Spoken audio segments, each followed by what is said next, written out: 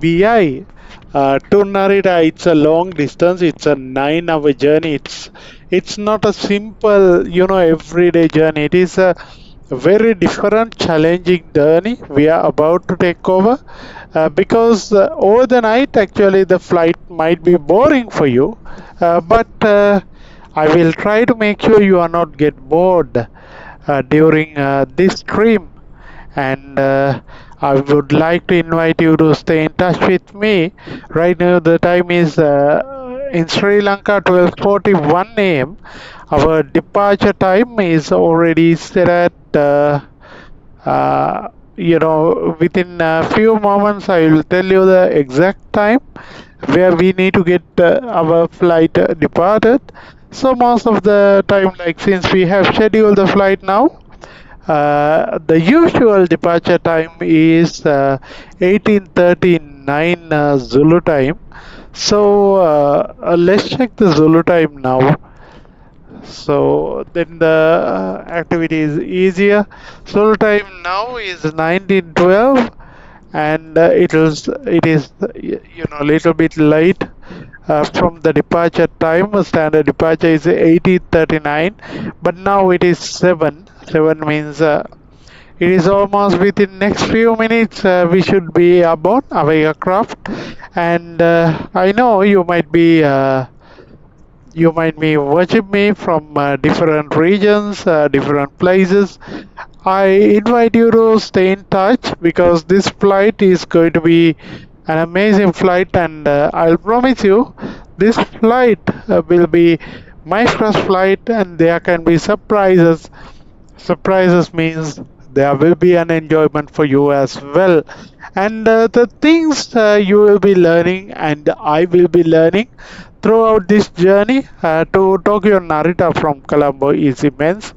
We'll try to make sure this flight is much more interactive throughout the journey. But there are phases I might not be available because every captain needs sleep as well. So I'm also well ready for that. So without further delay, let's start our journey. Uh, let's start our aircraft configuration. Before that, let's verify whether we have ATC. Right now in Colombo, we don't have ATC, but our aircraft tail number is Sri Lankan 454. 454 is our number for today's flight. And from there we are about to start our aircraft today. Unlike other days, I'm using I think crosswind simulations. I think there are some issues when it comes to the usernames and everything supplied for SimBrief. Give me a moment. I will fix that up, and then let's get it started. But it doesn't take much long. Usually, when it comes to this kind of scenario, you need to make sure you have loaded the SimBrief account over here. I think right now we don't have the SimBrief account. We need to check from where we are going to add the SimBrief account. Uh, so that is what I'm trying to plan right now, and I would like to do. So, first of all, as I mentioned, I need to give the account details, the SimBrief account details. For that, give me one moment until I'm doing that because I cannot publicly share that details with you.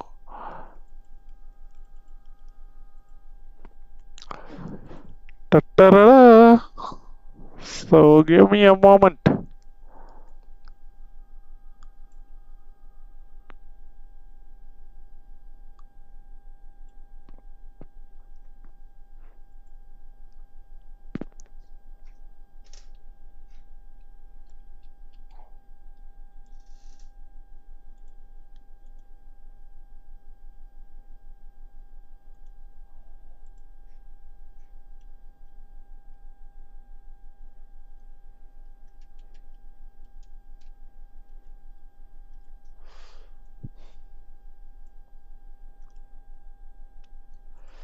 Okay, everything looks fine for now. If you have any questions throughout the journey, please let me know. I would like to, answer any of your concerns happily. And I understand this flight might be boring for you. I mean, but we'll try to make it much more interactive in the coming moments. Only support needed from you. Please continue viewing our stream. So we are about to configure our departure and configuration related to aircraft. So if I brief the journey, we have A330-900 today, but the real aircraft in Sri Lanka is A330-300, and then we are going to RJAA, that is Narita International Airport in Japan.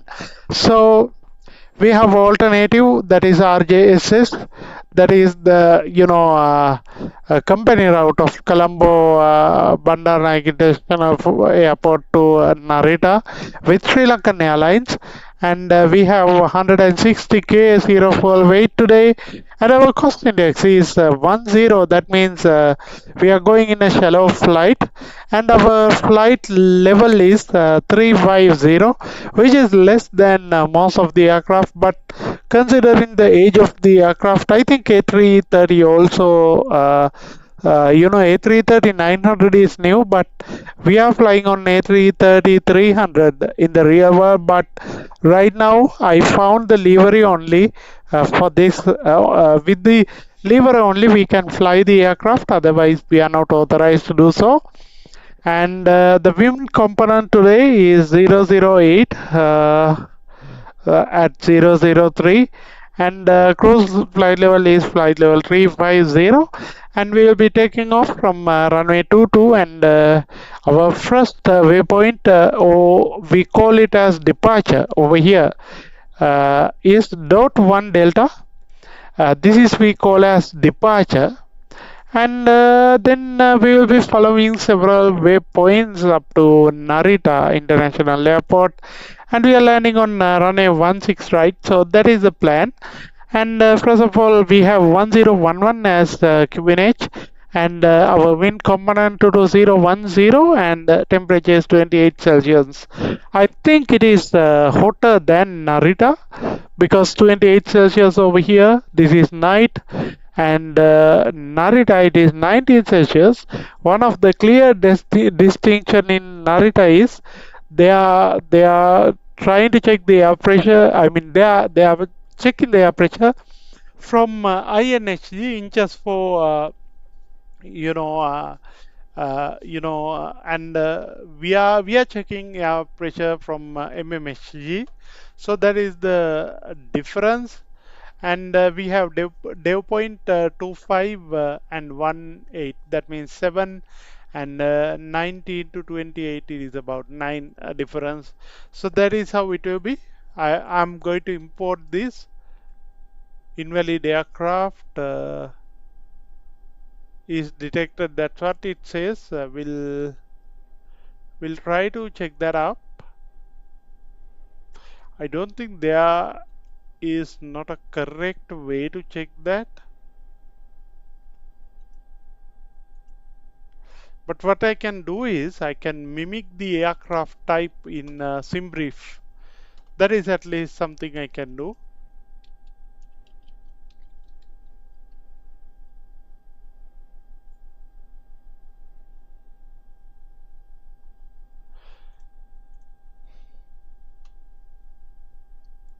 Over here, I'll make sure my aircraft for my flight is A330-300 and A330-900, and let's check.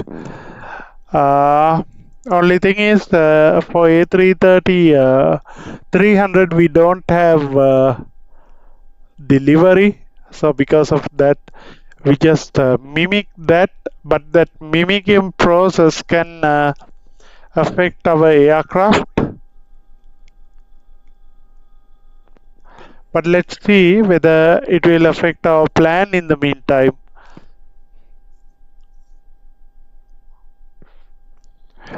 Okay, I'm checking my plan from SimBrief. Okay, A330-900 and everything is seems to be correct now. And now we can go back to the configuration and let's go through a cross check. I think everything is fine right now. It is loaded and the first things first. We need to do several things over here. First of all, I need to go to services. The ground power unit is on. I can ask JetBridge to come closer. Let's go outside and have a look how it is going to be connected for the departure. Right now, you can see the gate. Usually, it's little bit, beyond other aircraft. Actually, this is a long haul aircraft, so obviously this part of the aircraft is going to be our business passengers, and the back of the aircraft is going to be our economy passengers. And maybe we might have first class and all other classes in the sequence, but that is okay. Let's move ahead to our flight. First of all, I have connected jet bridge, and then I'm going to connect the fuel truck. Meantime, I can do is I can enable the external power unit. We are not going to enable any of other configuration, but I might turning on the fuel tanks for now, and I'm removing all white lights. Battery 1 and 2 I'm making it on, but I'm not turning on the APU for now. This is a different aircraft. You can see the oxygen mask and fire extinguisher is there, and also I think there is one actually if you look at this aircraft you can see four seaters.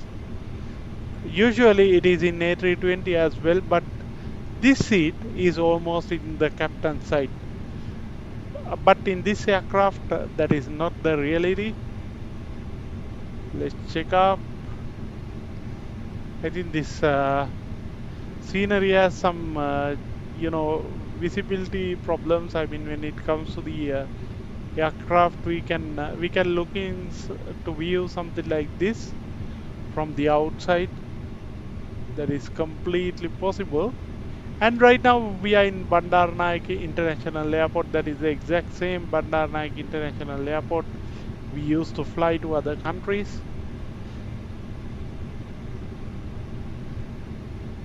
If you are a foreign viewer, you might not be familiar about this. You can see this aircraft. It is a nice aircraft indeed. But the only challenge, I don't know how to get in the aircraft. Oh my gosh. I'm back in the aircraft. I will have to get used to it because this is my first time I'm using this flight as my continuous flight. I really appreciate your viewership and ask any questions you have throughout the flight. I'm so much happy to welcome you on board this Sri Lankan Airlines flight. First of all, and then I'm going to configure the aircraft, the remaining aircraft configurations. But if you have asked the questions, don't worry, I will reply in the next second when I'm got in my hands free. So we have this, we have ACARS. We can check on this and check our ACRS. Until that, we can turn on our nav. We can turn on our inertial reference system. For now, it is turned on at least, and it will be taking 5 minutes to pick it up. And new lights are there. I think you can make your console brighter, or you can do kind of flood lighting, and also you can do ceiling lights, or you can also turn on the map on. I don't know what it does, but let's find it out. And look at this. This is very important in the night when you are flying. At least we should be able to see the cockpit, because Whatever the outer lighting will not be there in the sky. That is something we should be looking at. And the jet bridge is there. Right now I'm planning to add some fuel into my aircraft. That is the next responsibility that I'm planning to undertake. For some reason other parts I think needs to be double checked, and today I have a lot of fuel. That means 55,600. Obviously that amount is real, and we need to load that amount in the real time. I'm taking time over here because this is where we need to set up correctly, and I'm turning on the air starter unit as well. Give me a moment, I just turning it off for a moment.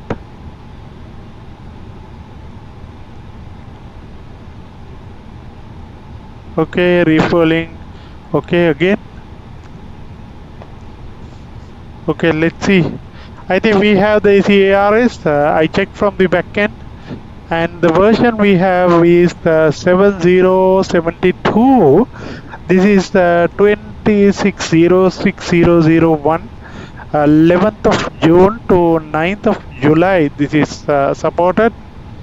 The second one also in the same version, so I don't want to look into that much.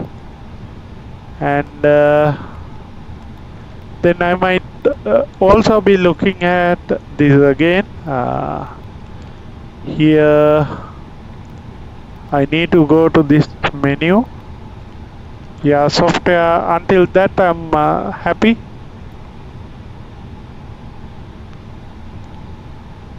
And I'm trying to access the CMS.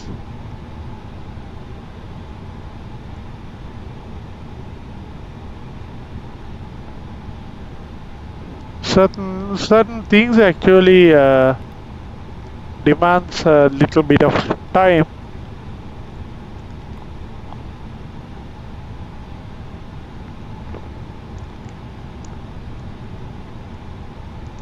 We have some preparations.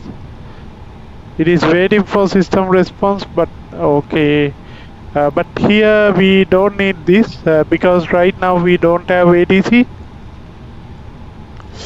That is the problem we are facing right now. Our aircraft is Sri Lankan 454. Why Sri Lankan 454 is important? This is the flagship flight number or tail number that we are using in our aircraft. In order to make sure that you know about this flight number, I will hook you in with the window capture with the vPilot. Yeah, I think you should be able to see this. Here you can see what is our flight number or anything related to that. I think we should keep this over here for better visibility.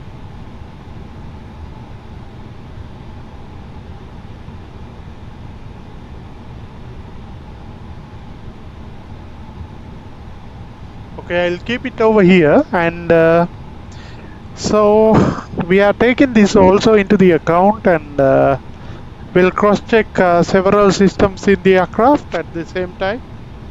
And we have this extended window for our other crew to look at if needed. That is also an amazing feature available in this flight. Without further delay, let's import the flight plan. So even with this setup, without getting into pilot seat, even the other monitoring captains also looking into this the screen and configure the aircraft in the proper way. And this is taken from this entire aircraft is created from flyby by a aircraft scenery. But you can see the buttons of this aircraft It's really smooth. You can feel the glossy feel, and I feel it like a really old aircraft. Let me know what do you think. Let's see whether the rear door can be opened or not. For me, it looks like it is not openable. We don't see anything, but let's see whether we can go back and see the back side of the aircraft. It may not be the 100% right or wrong, but only thing is this is the final area that we can go through.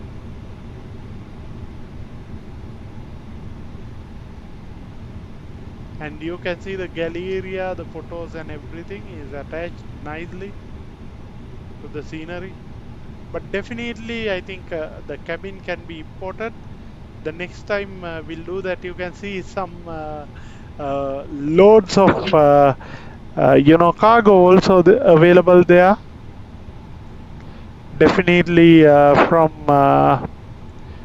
FedEx Express, and another one is Environtainer or something. It's kind of air container available over there for air freight handling. Unfortunately, we don't have cabin, but next time I will make sure we have a cabin with us. And we are just checking the fuel because we loaded the fuel, and I cannot really see any ground crew right now, but there are raw ground crew. You can see it over here, a person over here, and turning on the lights required for the flight.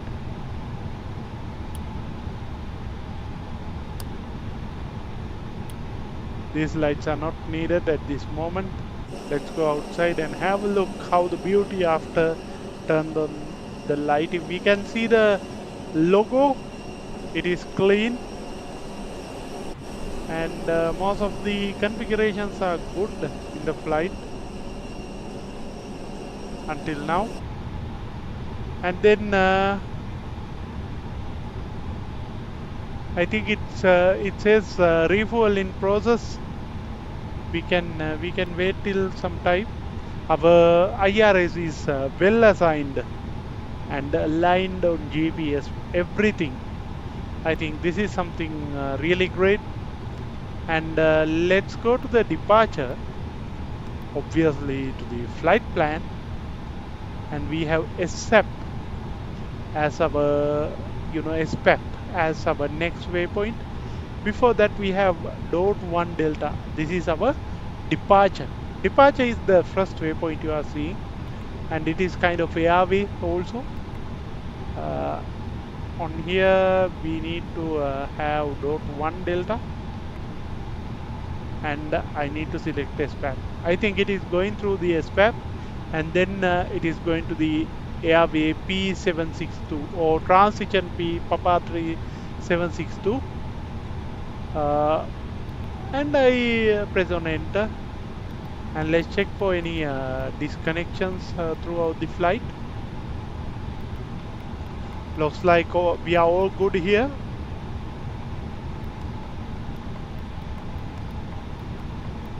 And obviously this is a challenging flight because I have handled the A330 A320neo during past few times, but this aircraft comparatively larger and comparatively challenging.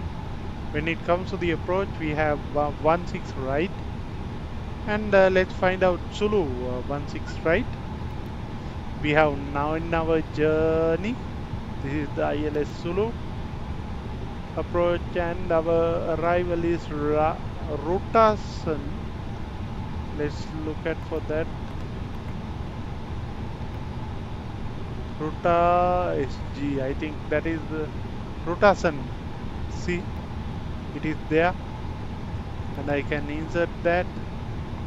Let's looking for any discontinuity.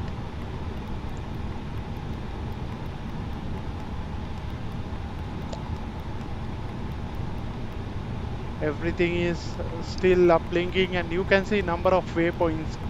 The reason is Actually, we are going through a very long journey. This is a real long journey. Even uh, we might be able to bring some extra fuel for our protection if needed. Otherwise, there is obviously going to be an emergency landing.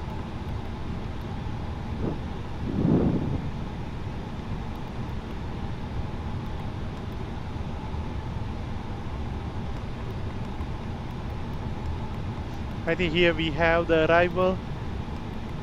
After arrival, we have our full flight plan. We don't have any discontinuity so far. And if we have anything as such, we can check and confirm. But you look at this route. Actually, this is much lengthier. You get it right. That is a challenge most of the time when we are when you are making sure our flight is good. First thing we should be looking at is our flight plan, and then our refueling is in progress. We cannot do anything in there because of that. What we can do is we can invite. I think fuel truck is not visible because, and I can ask for catering truck also to come, cargo door, baggage truck.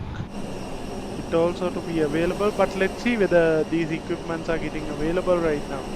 You can see the aircraft crew is, ground crew is preparing for different services. You get it right. I mean, there are lots of doors opened.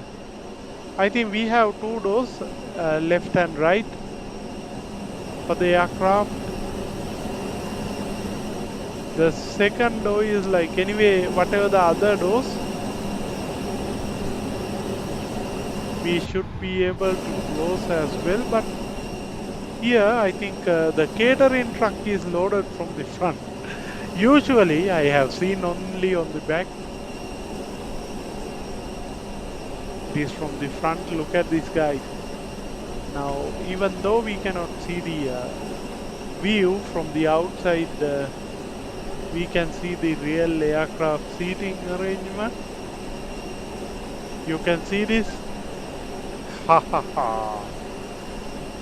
So our crew is getting ready with the cargo loading. That is something every day we need to load and maintain. That is how we can make sure our flight is fully prepared for long haul journey. Now this long haul journey is getting prepared. Hi Minada, hi. Thank you very much for watching. I couldn't see you, but obviously this is going to be an amazing flight, guys.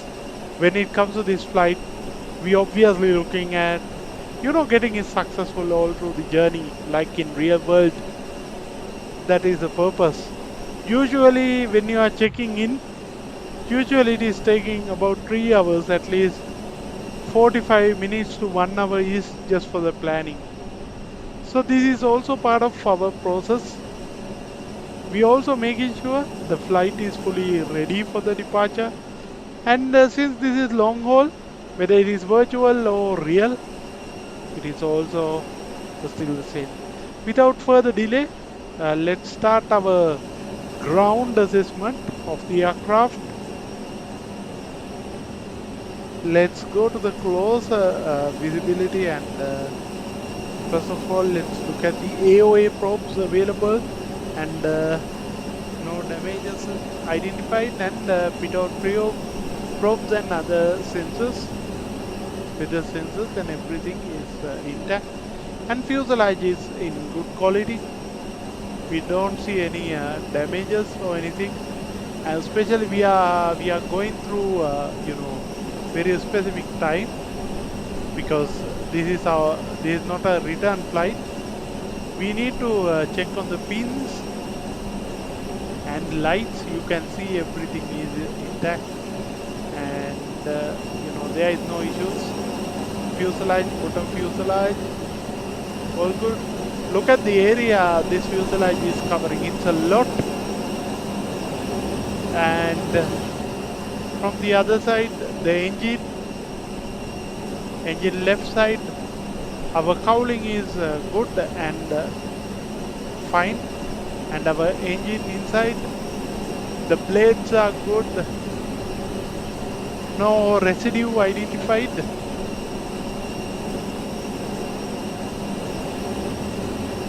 Inner panel of the engine is good. Let's walk through the wing, the right wing of the aircraft, with the rear landing gear, of course. And we are checking the Oreo struts. And then we are quickly moving forward with this assessment of the wing. Ailerons and the lights, all good over here. And rear fuselage, I don't think any issues. Though we are flying 4 Romeo Alpha Lima Ostrich today. Our aircraft livery is 4R AEO Alpha Echo Ostrich October. And also over here we have our elevators, rudder, all good. And our left side of the fuselage, cross-checking every angle of it. And also the landing gears and the braking system and the Oreo struts, all good over here. We need to check that, because suppose if any pin is missing, that means it is a declaration of disaster, and wing is all good. And I think we also need to check the right hand side of the aircraft. The fuselage is good and everything is good over there. So usually as a pilot I should coming through somewhere over here. I'm climbing over here and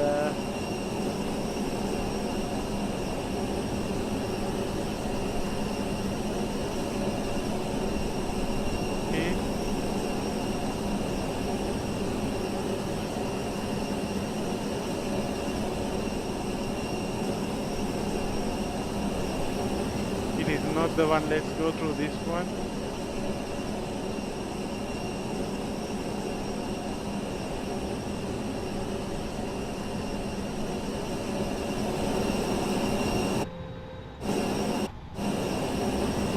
Righto, we are now in the cabin. So our fuel truck has arrived and refueled. We have 55,600 kilograms as extra.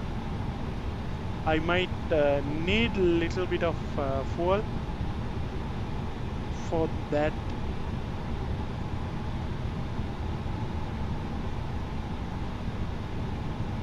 I'm using 57,600 as my fuel in the real time. I might need a little bit of buffer fuel, even though the plan is correct, but if there is an emergency, we might need to look at ATC services, and we might need to circle around the sky.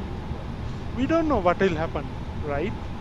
So that is why I loaded some extra fuel that is in progress. After that we can configure the aircraft performance. If you have any questions, please go ahead and type it up. I can give you an answer right away. That is very important if you really want to fly with me, because Fly with Dulip is a very comprehensive aviation channel, providing you the idea about the calculation, the weight and the capabilities and everything on the flight we are going to do. And this is my first time in A330-300. Because of that, I need to be extra careful with my loads, capabilities, and also the other parts of the exercise. Right now I might need the initial climb of 14,000 feet. We'll just put it over there. It is enforced right now, and we don't recommend the speed, and we need to keep at least a safe altitude of 8,000 feet before we are making any other adjustment. But let's try to enforce the speed as well. When it comes to speed, what I find challenging is to go through this setting the speed process, because I need to scroll all over the mouse. Heading is not required, apologies.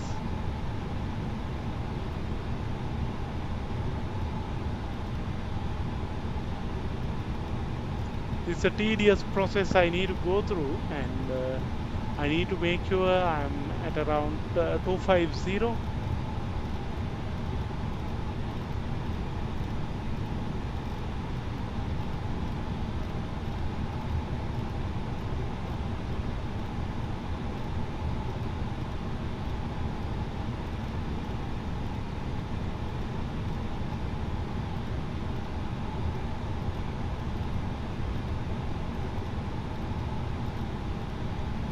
Because the climb should be steep.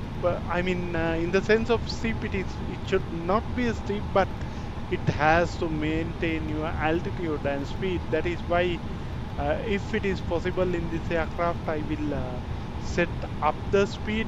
Then I don't need to do any tedious hard work on this. I'm all good over here, and my QNH is gonna be at 100 1013, or is it? We just check and see. That is 1011. This is a QNH.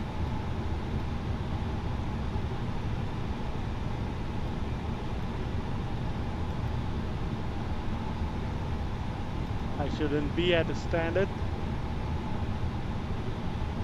Okay, I think my refueling is completed. I have 57,000, and that is exactly what demanding us to do the calculation of the takeoff. This calculation is very decisive factor.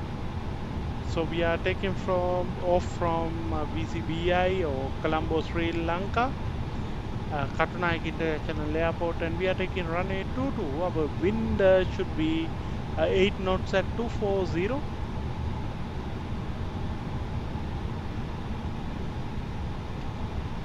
And temperature is 28 Celsius, subject to verification of course. And then we have hectopascals 1011, and runway slope unknown. And when it comes to the landing weight, why okay, here we are coming with the landing weight. I think that is the reason. But okay, I have pre-configured landing configuration. On top of that, we might need to add a little bit more. Let me go through that and configure our aircraft accordingly. When it comes to the weight configuration, let's look at the how weight is distributed. Our weight is, we have 4,000, 5,000, 6,000, 6,700 kilograms of cargo.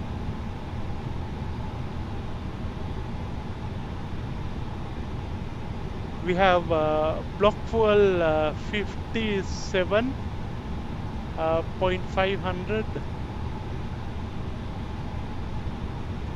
On top of that, we need to check. There are some configurations are missing in this setup compared to the other one, because here what it gives is the landing performance, but what we need is the takeoff performance. For takeoff performance, we don't have a calculator over here. That means we need to rely on us. When it comes to the aircraft, we need to look at how the, you know,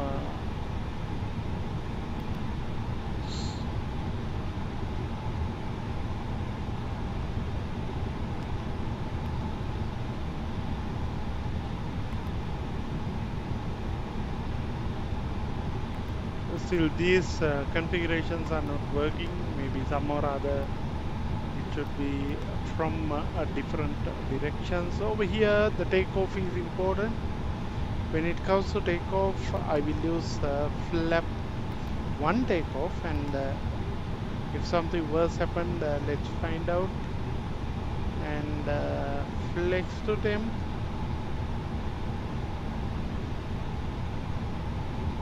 it's 49.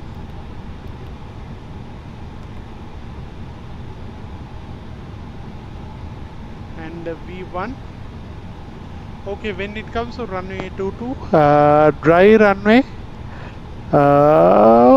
this is a heavy aircraft today, so that is 145, 152, 158, 145, 152, 158. Over here looks like my landing configuration are clean, no issues are there. Let's go to the full preparation.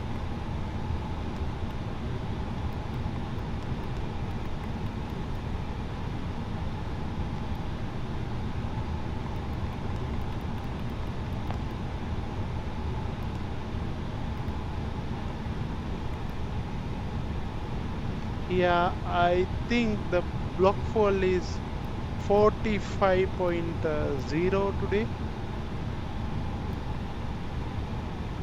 or maybe let's say 50.0 is our block, because we have fuel of 50,000. That means 50,600. That means 57.6. That is the exact answer. So let's put it there. That is the full of block fuel, and based on that the calculation. I think over here. Okay, let's keep on this configuration, and if there is anything, we'll find it out. For now, I think everything seems alright.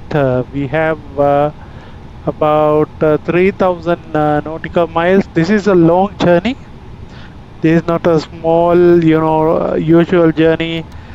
Maybe in Sri Lanka, flights might be running on different times, depending on the organization. And we can now load the passengers. Passengers, please be loaded in the real time. And let's wait until the passengers are loaded. After that, you can look at our screen. You can see how the passenger loading process is in progress. That means I'll tell you what is the CEO of Sri Lankan Virtual Aircraft, and also there is no alliance with any of the Sri Lankan official aircraft. This is a virtual airport service, and we don't follow the same. We don't follow the same authority or anything. We just are some form of flight enthusiasts who are looking for great flights. So for the new viewers, look at this airport. Right now it is almost empty, but the real airport is in. But if you really like, if you would like to see this airport, if you have already seen, you may have exactly looking at these same landmarks. One of these is Sri Lankan catering, and then after that we have really nice location here. Right over there you can see the Nigambo, I don't know what it is called as. It is called as Kalapur. Kalapur means it's mixed of seawater and the normal water, and there is a kind of lake kind of setting located in Colombo, and it is great in beauty, and it is really great when it comes to the real aircraft. Now you can see our aircraft is getting heavy moment by moment, and until that, let's follow up the checklist. So first of all, cockpit preparation, gear pins and covers removed, and it is stored in the cabin. Fuel quantity checked, seat belts on, ADIRS aligned and checked. ADIRS and set to nav checked. The barrel reference 1011. Cockpit preparation checklist is completed.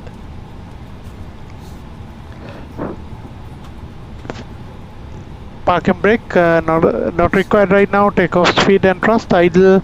Windows closed. Beacon on. Right now we need to turn on the beacon. But even though we turn on the beacon, we will wait some time until our aircraft is fully ready to taxi. Right now we are going through some tedious process. The configuration is right, the fuel is correct, and the communication is correct. But I need to cross check on one thing, that is the ATC. I will put ATC on board and ATC on, and over here and here, 1 2 3 4 for now. ATC will provide me the right spoke and everything. I just want to make sure when departing it is on mode Charlie. So right now my VATSIM radar is in mode Charlie. That means aircraft can be opened up anytime. So let me know in the comments if you would like to see a daytime scenery. Otherwise you might find it a little bit boring. Romesh, Angelo, hello. Thank you for watching me online today. So since you are connecting from Europe, I think you are connecting right now. Really appreciate about it. And we have a large screen and small screen. Even though we are configuring in the large screen, we also have the small screen. So when it comes to flight, the configurations are checked for pushback, and we can initiate pushback in any minute from now. The configurations are okay, but right now you can see the people are getting onboarded into the flight. It is not even halfway onboarded, so let's wait for a moment that has happened. So I would like to know whether this process is boring or not. But as a real pilot, if you are flying, you need to go through this process. And if you are a real aviation enthusiast, I think this is something you should follow, because when you follow the real procedures, you know what is happening. Right now the time is 1:30, but when we are going to Bangkok, Thailand, the time will be less different. And when it is to Narita, it is almost in the morning, even though it is not morning for me. Apologies about it. Actually, I met with a challenge.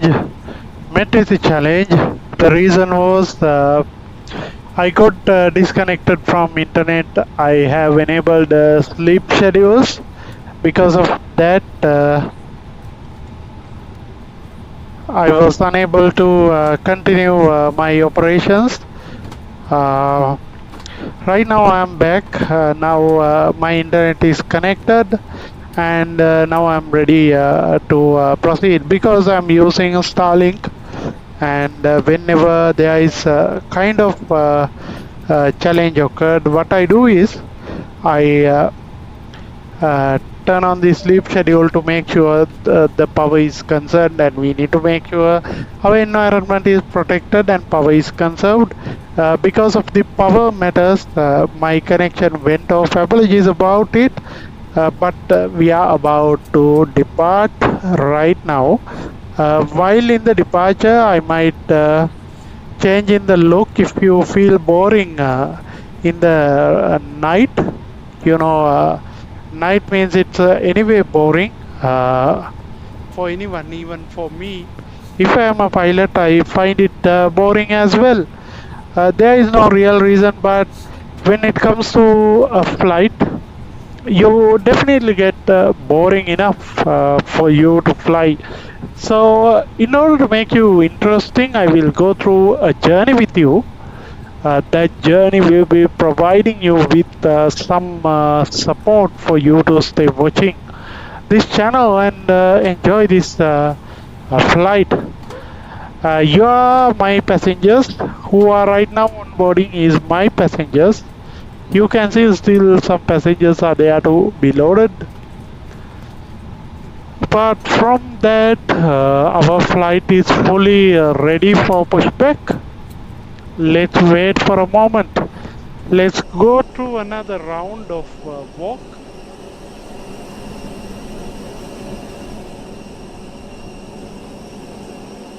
Okay, this is what it is. This is Colombo International Airport, Katunaiga. And when you come to Colombo, I think you might have obviously been over here, but when it comes to Colombo, you have a road over here. This is the Katunaiga Avariavatta road, which is the road over here. You can see this road. This is the Katunaiga Avariavatta. From here on your right hand side, I don't think I can see the road over here, but let's find it out. What is the real case? But for some reason, even though I'm outside of the road, I cannot see the exact same road we see every day. Let's find it out why it is not there. Okay, I think this is the road we are talking about. Usually this is the road we are coming towards Avariavatta region. Usually you have two paths. One is take up the path towards Colombo through Colombo Expressway, and this is Avariavatta road. While you are coming in this road, you are coming with this roundabout. This roundabout, you have HNB bank here, and then you work along over here to the bus stand, but bus stand is clearly not visible. I think it should be somewhere over here, but this is how it is when it comes to the city of Katunaiga is around here. Also you can see the flyover in Katunaiga via expressway over here. You can see this is our central expressway from Katunaiga to Colombo. So we are in one of the beautiful and attractive country. Obviously this flight also going to be one of the attractive flight you ever experience. Definitely be in touch. This is going to be an amazing journey today. We are going to Narita. Without further delay, we are pushing back. Our departing time has already arrived. And hi gaming boy, how are you? After a long time, whenever I look for you, you are here. Stay in touch. And do you like to fly in Microsoft Flight Simulator? Let me know, gaming boy. And connects. No, this is not a Pavia Connects. This is a real aircraft from Crosswind simulation. I received this through Taraka, and hi Minada, hello. I saw you are in the shot. We are starting a little bit slowly because we need to make sure our aircraft is configured properly and we are ready for the departure. And We are fully ready for departure. That is our expectation. So for the sterile configuration, we are turning off the cockpit door right now, and our aircraft is good enough, and we are ready for getting ready for the full passengers. I think our business first class is boarded, and the business class also boarded. Now the economy class, the second section is in process. So we have a little bit of sections today when it comes to our flights. So definitely it's a long flight with a long challenge. Actually, you have to stay up if you need to fly. Connex, what do you think about this simulator? I think until you remember during most of the times I flew on A320, but look at the size of this aircraft. This is very big. It is coming even to the red line, which is our safe line. I mean, when we push him back, we should be in the taxiway in short time than others. And I don't know why we can see the moon. Moon today is halfway across. We don't see the full moon today, and it is halfway across. Obviously, we passed the Poson Poya in Sri Lanka. Yeah, this is A330-900 Ramesh Angelo. So this is a great aircraft, it seems, but for me, it's in the heavy side. That means in landings, uh, I find it little bit heavy compared to A330 or A320. The reason is it is a little bit different from many other aircraft we have experienced with so far, because it's when I checked, it was a little bit of weight is there. We have to get in touch and let it go in the way how we need it, but it will take a little bit of time to get it through that process. So right now I think most of the things are done, awaiting our last few passengers to get onboarded. Until that, we can let go some of the services. We can close the catering truck, and also we can turn off the air start unit if we want. Before that, let's turn off this and turn on the APU and wait until the APU is running, and let's see the sound of the APU today. You can see that APU is starting up. Can you see this nice heat waves over here? This is coming from where? It is coming from the APU. That is the greatest sign ground view. See that APU is coming up. I have seen some aircrafts.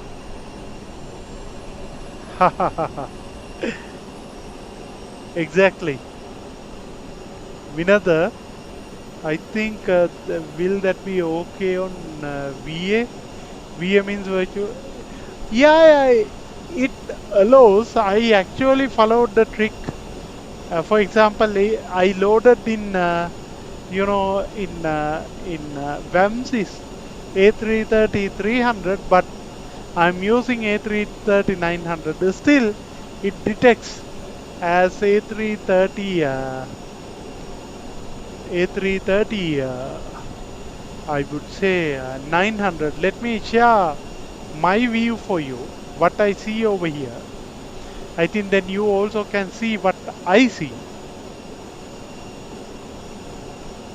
Okay, hope for the best. Look at this. I don't know why it is not coming up even though I have enabled.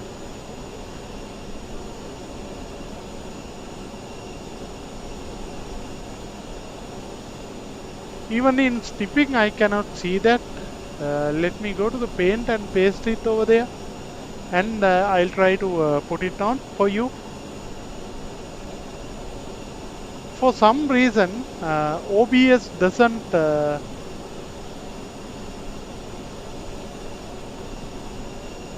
broadcast Pegasus over there. That is the problem I am facing with. Let's go with Microsoft Paint. Even with Paint, I cannot see the real window behind of it. I think that could be a problem in the system itself. You can see the aircraft is getting up, but it definitely, I will post the message in the group. What I did was I mimicked that in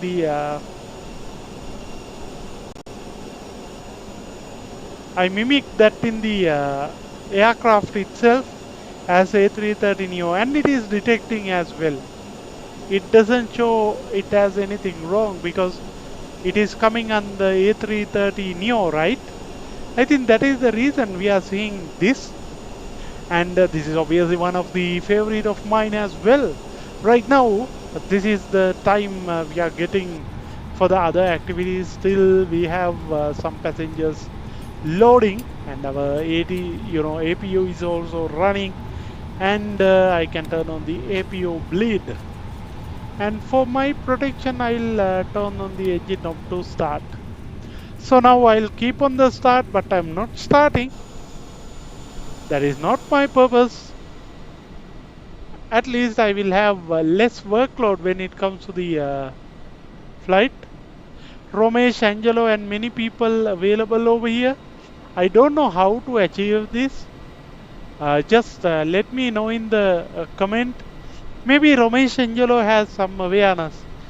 When we get into the flight for the first time, when we boarding, even though aircraft is not started, the aircraft is spinning. I need to understand how this is happening in the real aircraft, because right now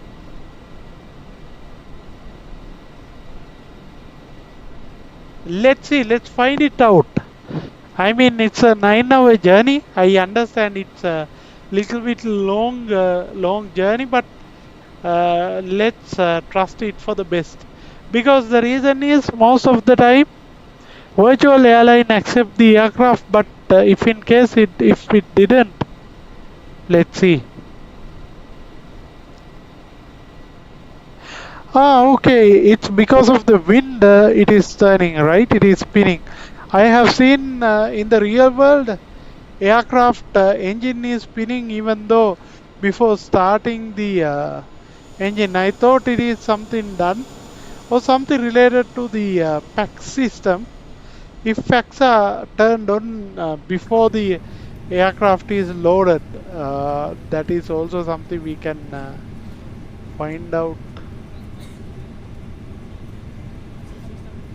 Anyway, we have PAX.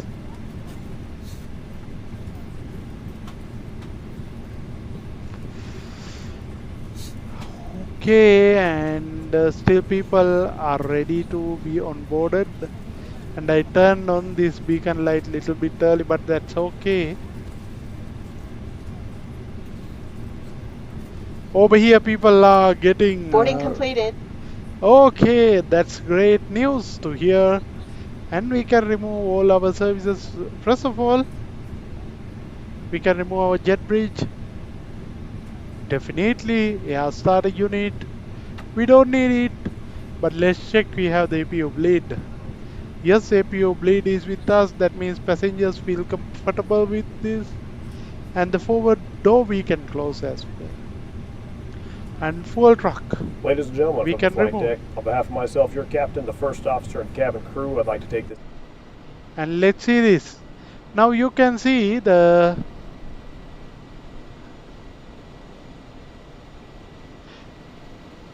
jet bridge has removed substantially, and all the doors closed. There is a ground verification from the ground crew. The ground is okay, and we can request for the engine start. Before that, let's go to the checklist. Before start, beacon on, check. Before start checklist complete, and now we are ready over there.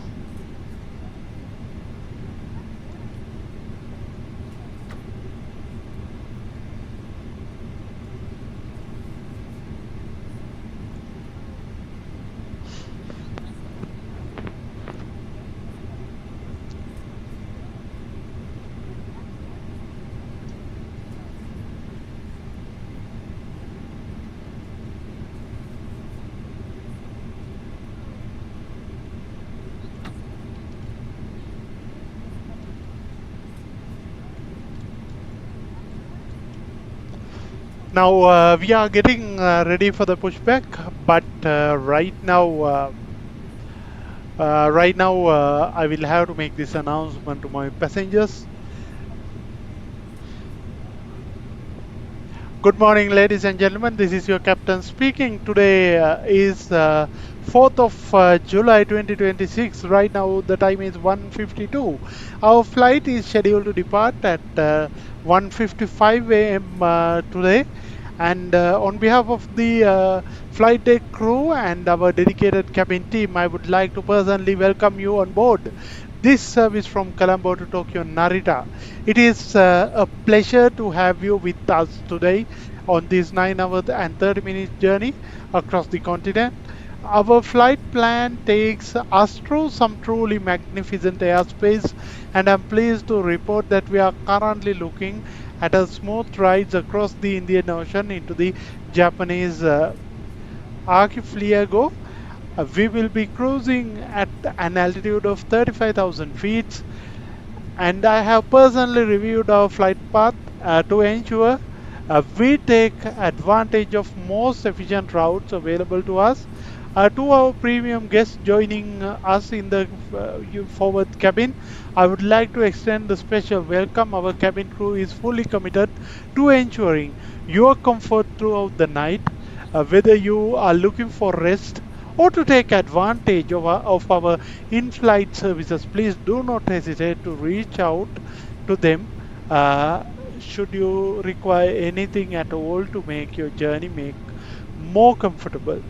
We currently completing our final checks, and we are expecting to be pushing back at the gate in just few minutes. We are looking at an on-time departure, and we anticipate our arrival in Tokyo to be smooth and efficient. Once again, thank you for choosing to fly with us. Sit back, relax, and enjoy the premium experience we have prepared for you. I will check back in with you once we are established at our cruising altitude. Thank you.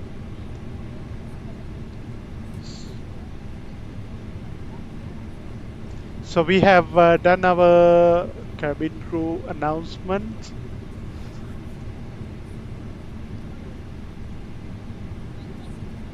Kevin, be ready for the departure.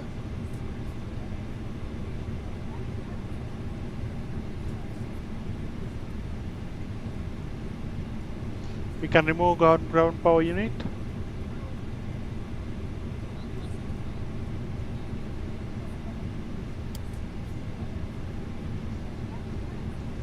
Enhancing the visibility.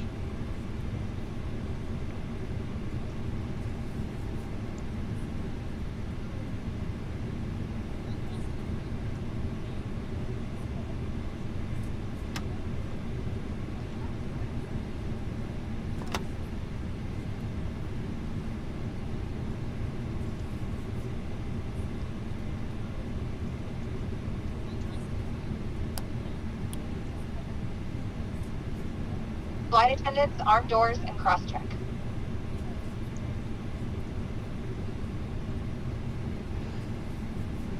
And if you have any questions like you did in the past,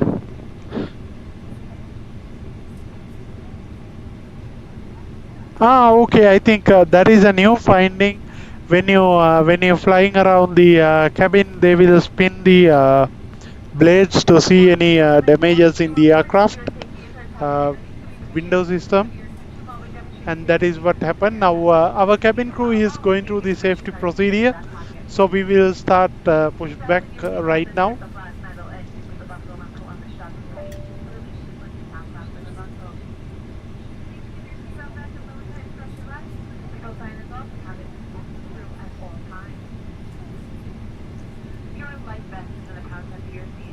Last rooms with Ryu Hotels.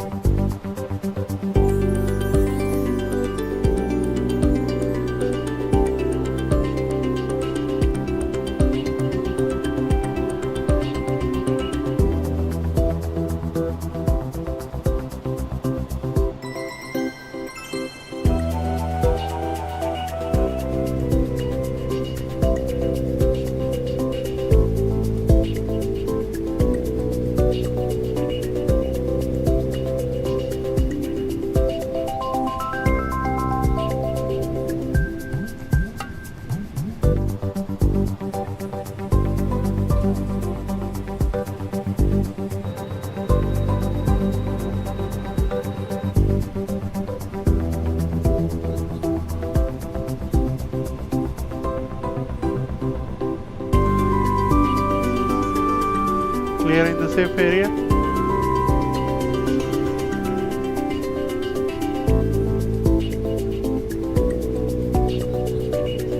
Starting engine number 2.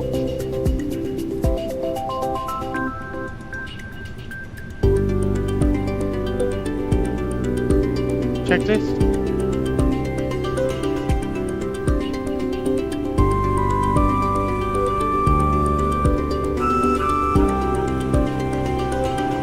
We are departing from Bandaranaike International Colombo, and our departure will be at runway 22, and our engine 2 is starting up.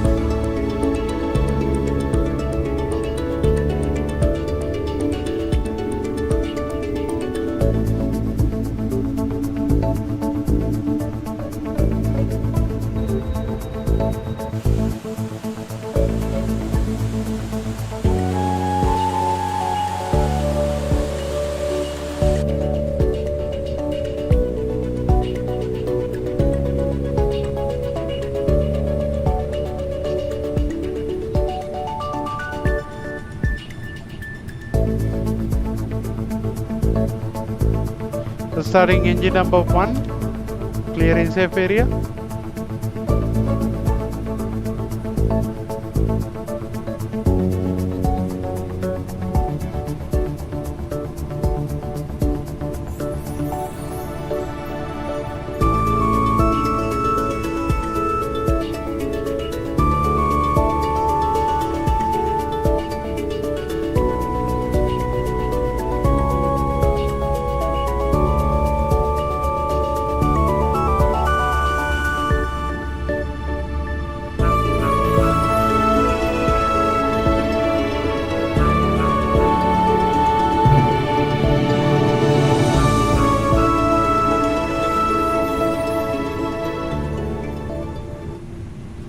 There we go.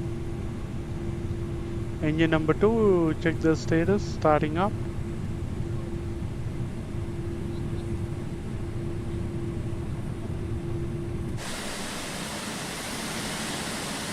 Engine number 1 and 2 started, and let's look at the other side.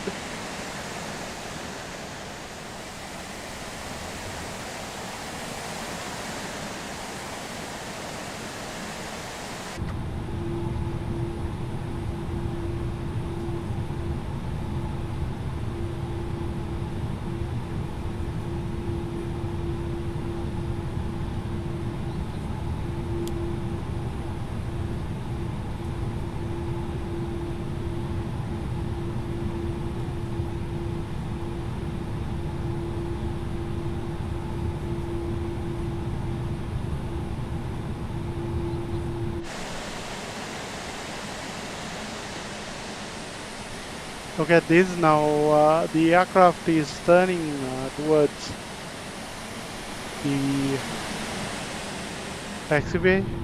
I think we should be able to see the taxiway right now. You can see this is aircraft is larger, and we need to do an early turn, but with the early turn there can be several things happened. But for now I'll stop this up and I remove the tag. Checklist.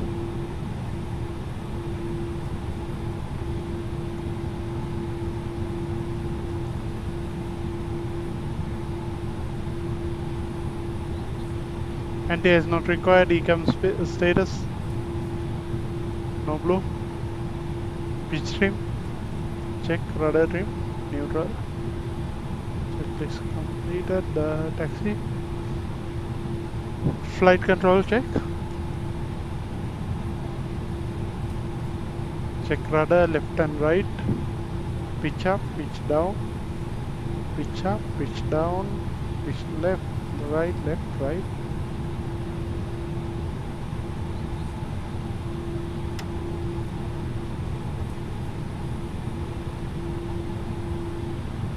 I think there is something related to tiller is happening.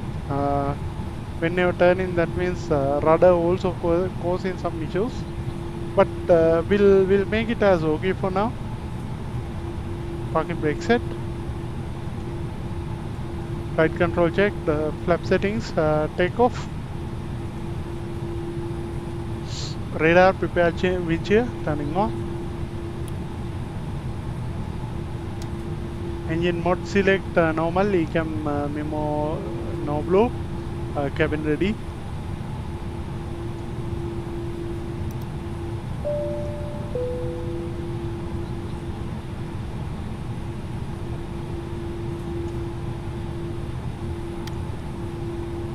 And we need to turn off the APU bleed. APU. We are not needing it right now. I don't know. There is kind of snow or rain is starting up.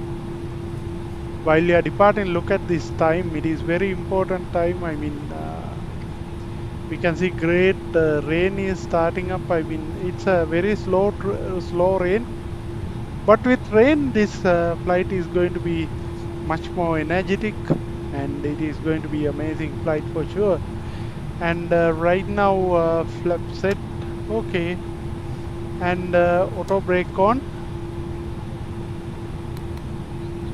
Takeoff config max. Taxi.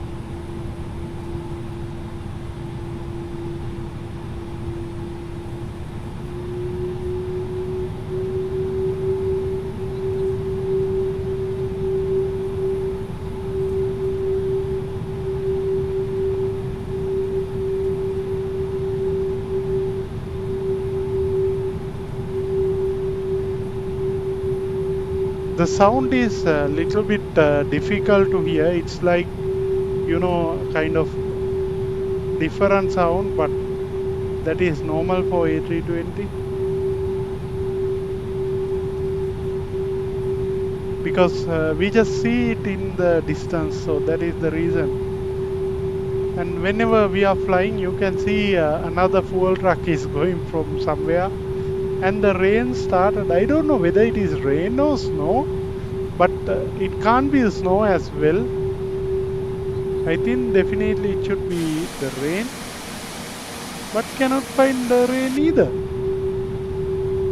I think the takeoff config might have changed if because of that, but we can't do anything. Let's proceed with whatever the current configuration we have.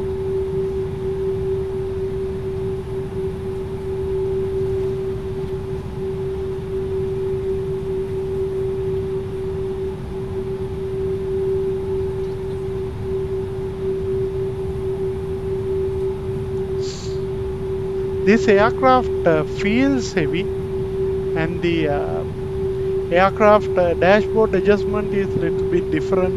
I mean, it is kind of leaned towards us, kind of setting is there. I hope you also can see it. But when you look at the aircraft, when you taxi, what I feel is the aircraft is controllable, but this is also more or less a fly-by-wire aircraft, right?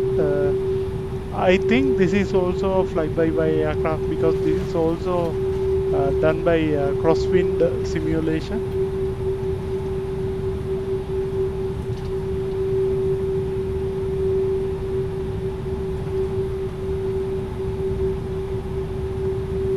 I think it could be headwind simulation, not crosswind simulation. And I'm also having the same rain, confirming what is happening in Katunayaka.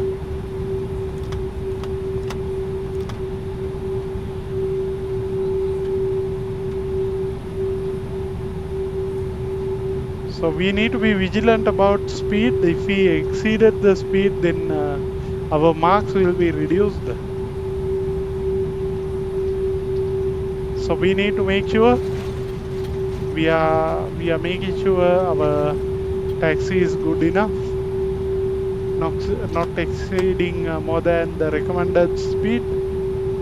You can see the Sri Lankan livery as usual over here in the gates as well. That is, as Sri Lankans, we always love to see.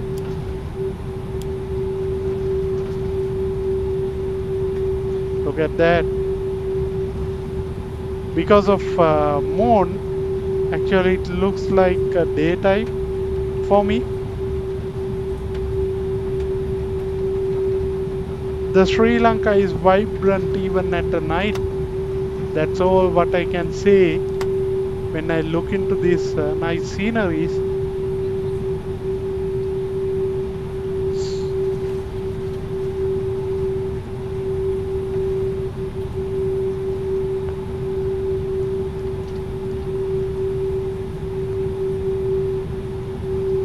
And I need to announce my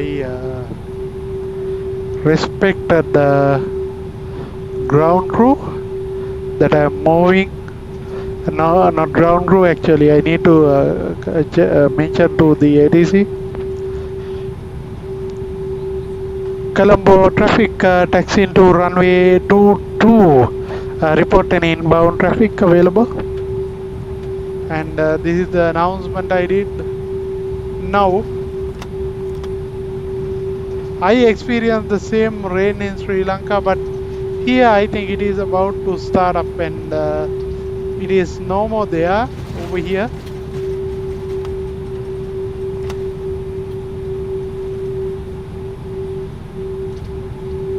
Look at that. The taxiway with markings and everything, it's fully perfect with this livery. Whoever made this livery should goes credit to him. It's not easy to create a livery same as any other location or anything as such. You can see Sri Lankan catering right over there. A little difference is there, but the building itself is, you know, or approximately covering up that particular levels.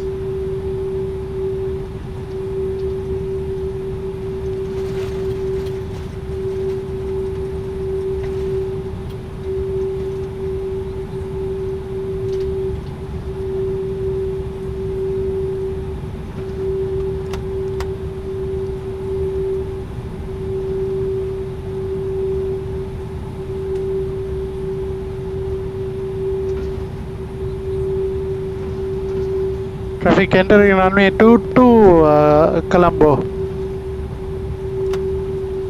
Not Colombo, actually Katunayaka. But it is from international perspective, it should be Colombo. Correct me if I'm wrong.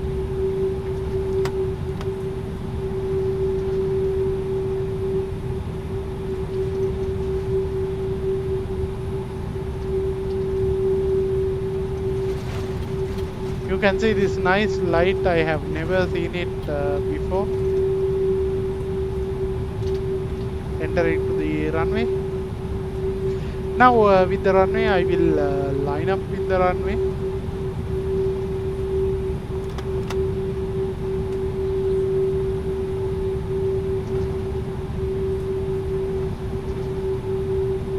Right over there, right over there. Just wait.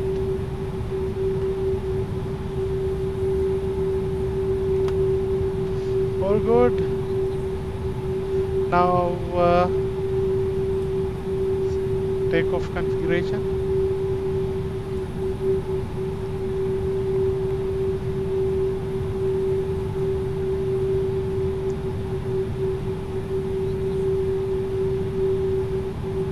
TCAS, check the packs 1 and 2 is on.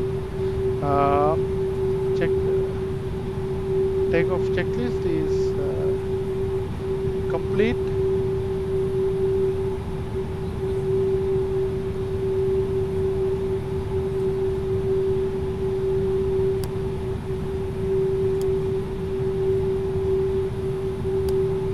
Landing lights, nose to takeoff.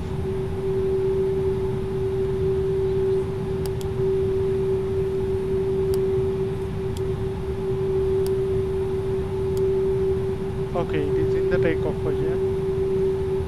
Runway turn off, turn on. Passenger lighting. Required.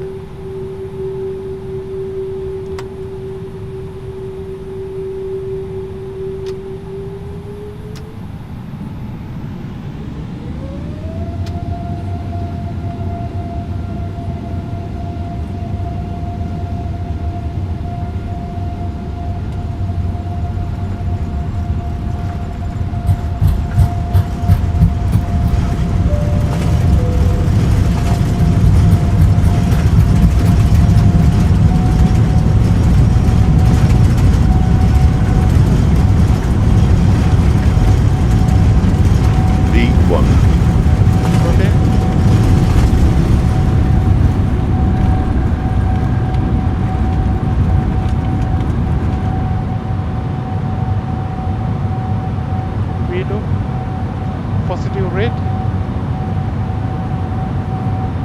Gear up.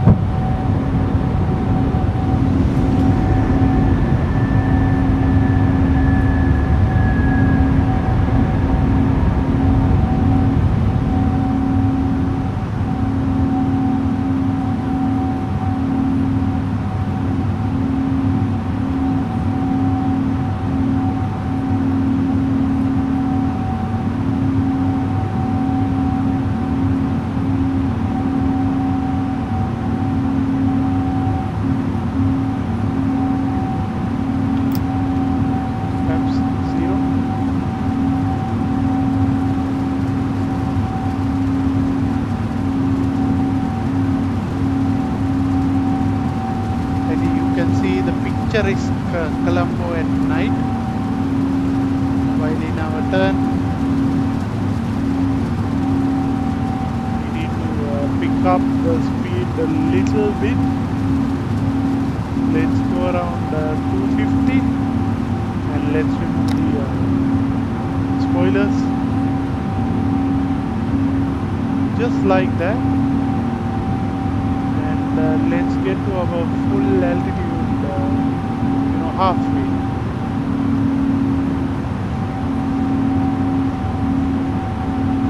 Okay, let's go to the passenger beam.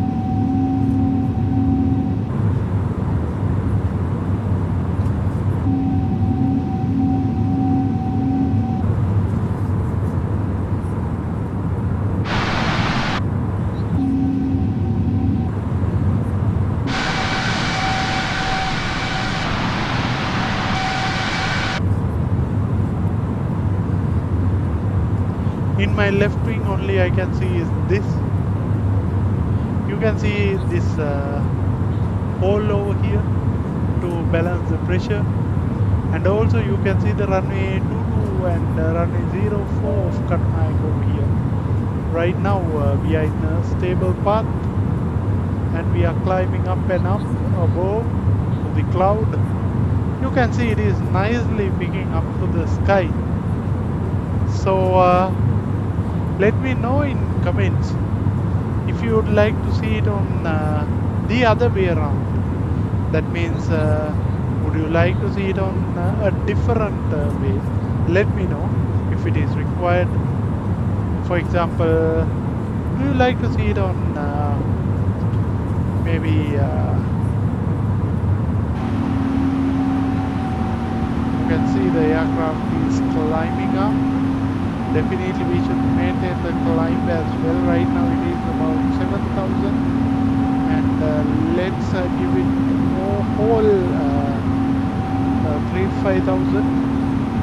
So then it will leisurely pick up, and then after that let's discuss about some other challenges we have seen while the flight is on the go. You can see flight is picking up its altitude, and now it is closing to 10,000. That means it is time for us to increase the speed to at least 290. Right now the aircraft is at Mantoga. I will bring it down to the flex.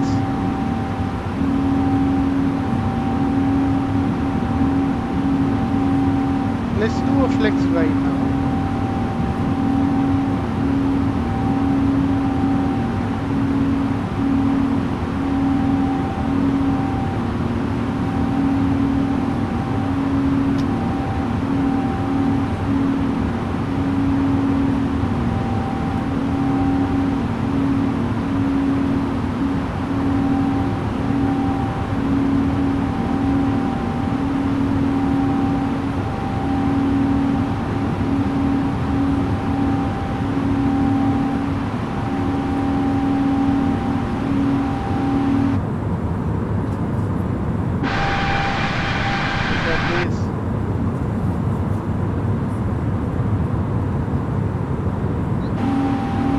When it comes to this aircraft is much more stable compared to the flyby-by A320, in my opinion.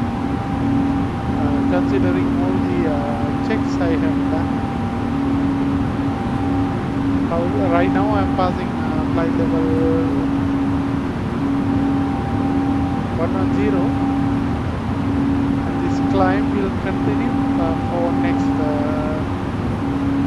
few minutes. At the same time, what I'm going to do is I will increase the speed further and further until the max speed reaches out. The reason is we need to make sure our arrival is smooth and quickly. Over here.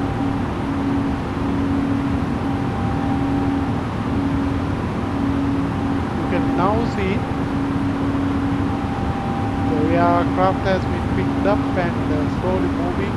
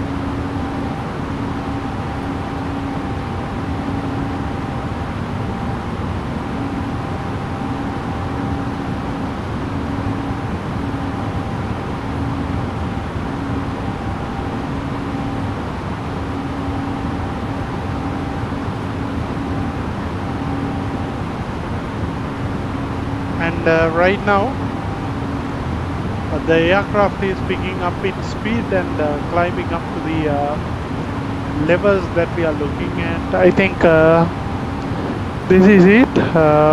From here onwards we have some information to be shared. So right now the plane is flying right now. You can see our seat belts are enabled. We need to review and close whatever the unnecessary services we have enabled. Right now we don't need this.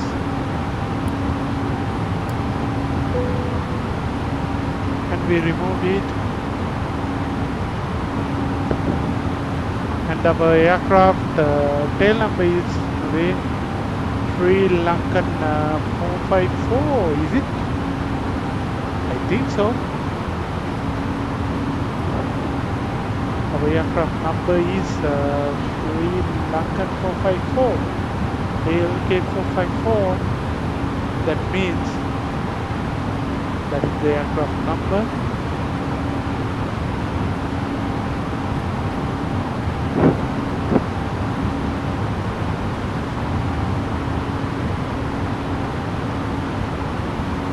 And we are currently flying over 19,000 feet.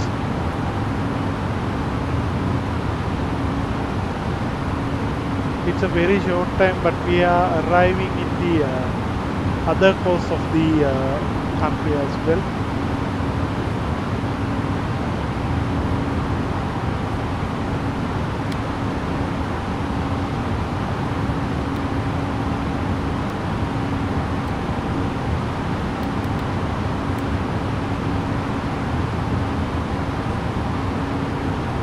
You can track me on VATSIM-radar.com from my flight number ALK 454.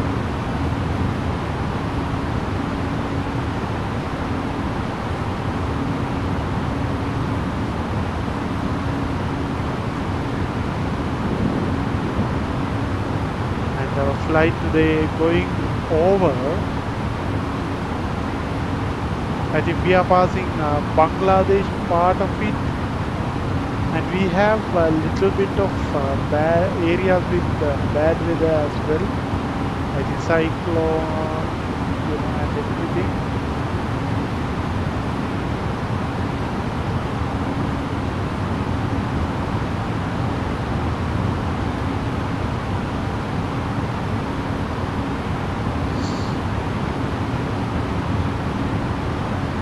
No ADC so far, but in Narita we have a very bad weather. That's really great. We have selected a different aircraft with bad weather, and we are passing Thailand and also Vietnam, Hanoi in Vietnam, and also if you are in Vietnam, I think in next few hours you can connect with me to watch the landing. And if you are watching me right now, I will be landing in next few hours. Probably you can connect with me my stream, and you rest of the time you can watch the stream as well. So you can see the beautiful ground in Sri Lanka. And also probably you might be able to look at the aircraft like this. So when it comes to the aircraft, this aircraft has something called one word. You can see that badge also. You can see our aircraft lights are not turned off. That is something we need to be done. But you can see this is the eastern side of the country. And we almost there actually. That means we little bit faster than we originally thought of, and Sri Lankan aircraft is moving really fast. You can see this nice moon over here, and our aircraft right over here. It's very beautiful.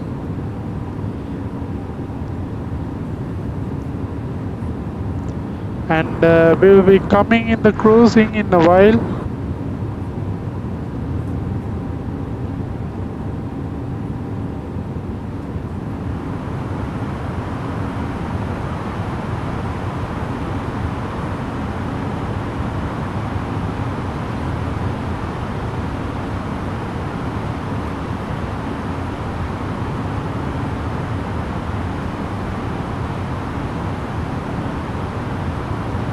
From somewhere we need to get into the aircraft, but it seems it is difficult than we thought.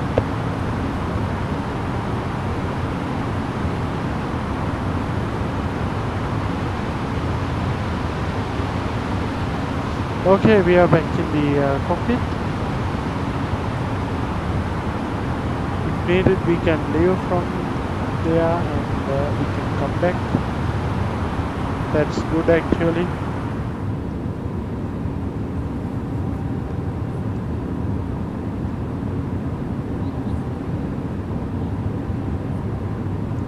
This is the scenery I will be keeping with you for next few hours.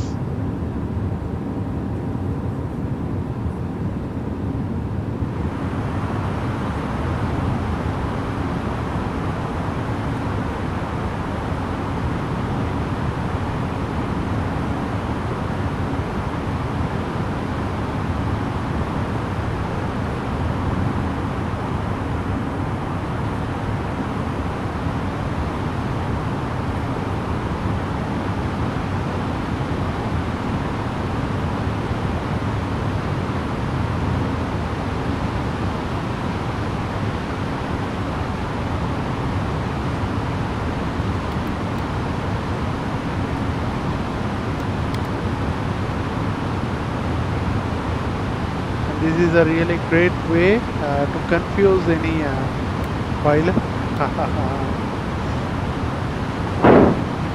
And now we are leaving from Sri Lanka. You can see that from Batiklo area we are leaving Sri Lanka. And we are passing flight level 260 right now. And our temperature, cabin is good, our ventilation, cabin altitude, the landing elevation, all good. And I think I forgot to turn off some of these landing lights.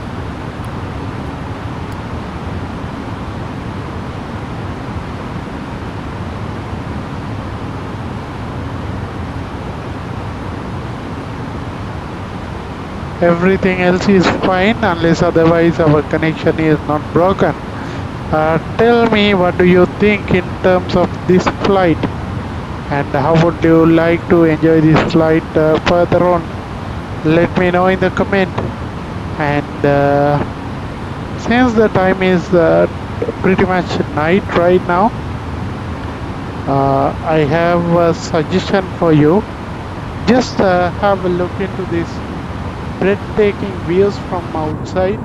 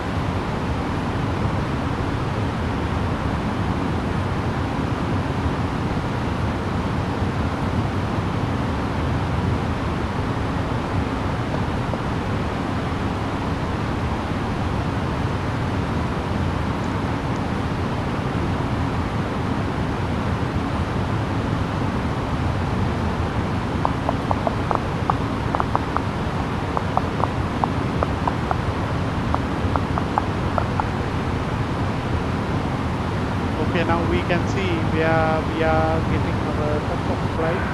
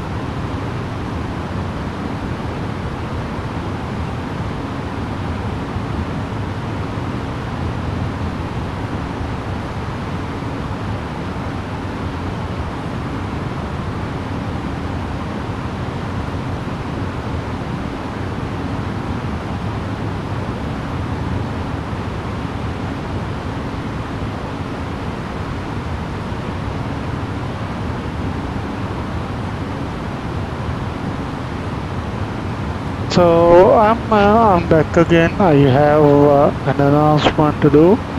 So when it comes to this particular takeoff, I have made a great takeoff.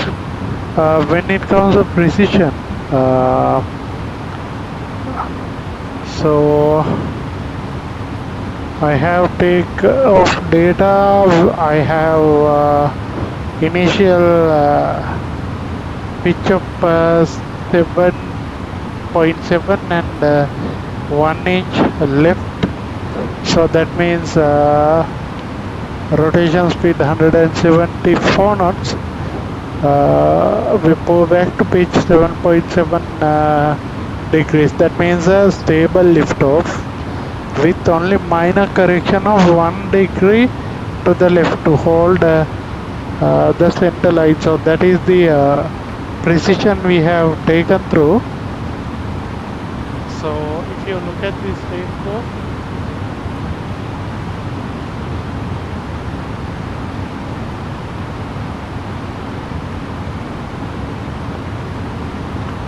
we can also look at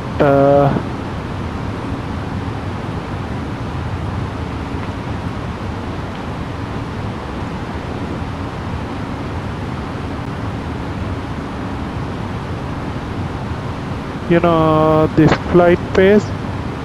We have you know, sometime we have taken a little bit of time. Right now we are in the cruise phase. Still we have not entered the cruise phase, but what I found was when I was doing the landing gear, that is also worth to analyze. And climbing pitch roll 1 degree 187 knots. I'll put it in the large screen, you can have a look. So when it comes to that, just 5 seconds after the rotation, we have already accelerating past 185 knots, which says the pitch increasing only 10 degrees. We actually are trading with excess speed for altitude, getting the aircraft established in a solid sustainable profile, still maintaining that roll and everything, and then after that we climb. And let's analyze how our landing gear took up. So here, when it comes to the landing gear, that is very important. Gear lever raised at 728 feet. That means I can say like this.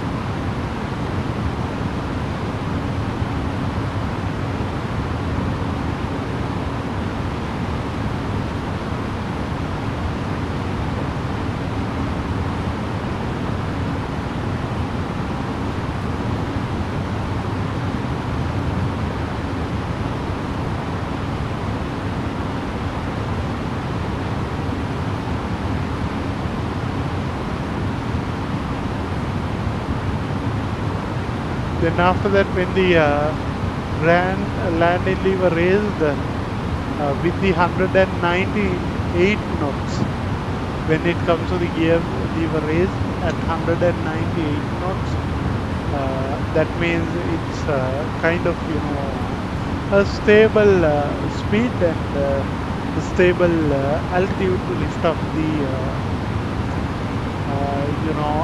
aircraft gear. So we have done that. And when it comes to this, lever position is up. That means we have done a stabilized path, and then we directed the flight to the next waypoint. Then we were going through the exact same planned approach without much deviation into the original plan. When it comes to our flight, we have 3,780. I think there is something called check weight messages came up, but that is not the problem for us right now. Aircraft is navigating and everything is under control. Right now the speed is set at Mach. let's wait until we reach the top of climb, which is 35,000 feet. Just after 15 minutes of taking off, we are right now at the taking off. At the cruising altitude. When it comes to the cruising, our maximum max speed we can achieve is more than we can achieve decimal 86. That's a reasonable speed.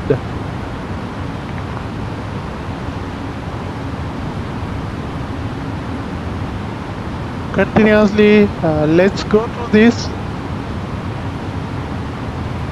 But still, we are at the edge of the start. We still have a great journey to go, and we have some weather gimmicks also in the region. So let's find out how we are going to navigate through the weather challenges we overcome every time. So it is not an easy task when it comes to the weather. Weather is always not exactly same. It is different always. That means we need to make sure we are following up to that level of bridging. So when it comes to the arrival, we expect we will be at arrival by let's say next 9 hours, but can be low, can be high. We don't know what is expected when we are there, but right now for my viewers, what I am telling you, we are going on a great journey with Fly with Dulip. Definitely we are arriving in Narita International Airport in few hours after the departure. And right now you might have noticed the cruising announcement is going on. I will make sure I'll put it into the speed, and I'm monitoring for any sort of the speed related issues, but for now I don't simply see anything as such, but I can increase the speed. Let's be at decimal 88.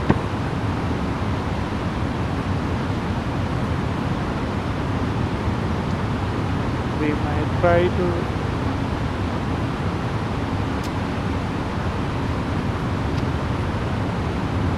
okay, this is the maximum we can go for right now at least.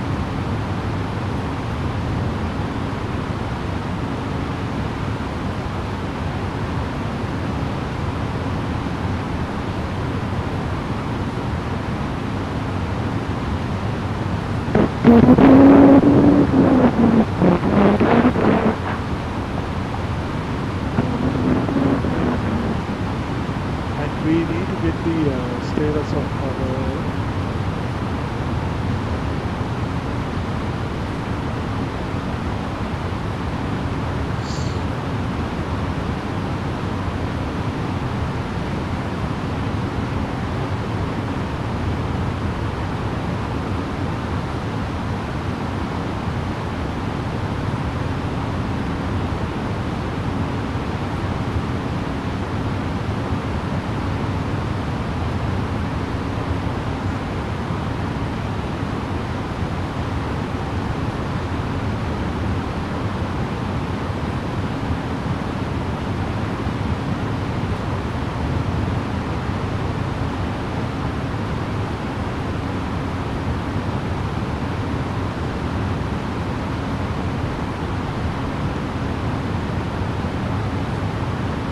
So when it comes to years connects,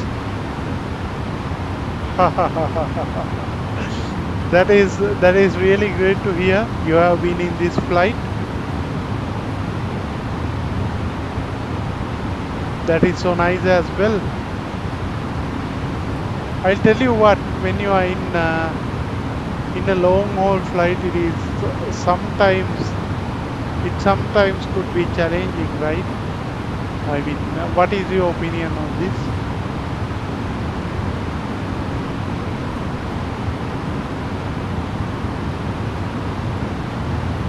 I feel to sleep in one moment, and I feel just to wait and execute this flight until the end, until the morning. So this bridge flight, what do you think? Do you think it is better if I waited until morning, or as a captain, captains also need some sort of sleep? Would you prefer sleeping, or sometimes that means the aircraft systems will be monitored accordingly? If you have any feedback on this, just let me know. Yes, this is gently a 9-hour stream. That means a lot in reality. That I also totally understand. So I need to get your attention into something. This is nothing related to this flight. I think 1 year back, you remember, we might not be going through that.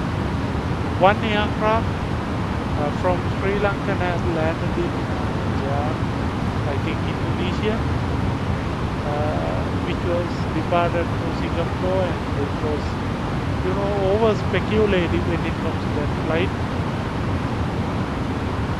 So there are things happen like that also. We cannot say like the things are not happening only as such. Anyway, the things are there, things will get real, and it is always important to have a look into the best effort. I'm thinking of developing something, because you cannot see the progress of the aircraft and everything. So if I have a API, I thought it will be better if I can do that.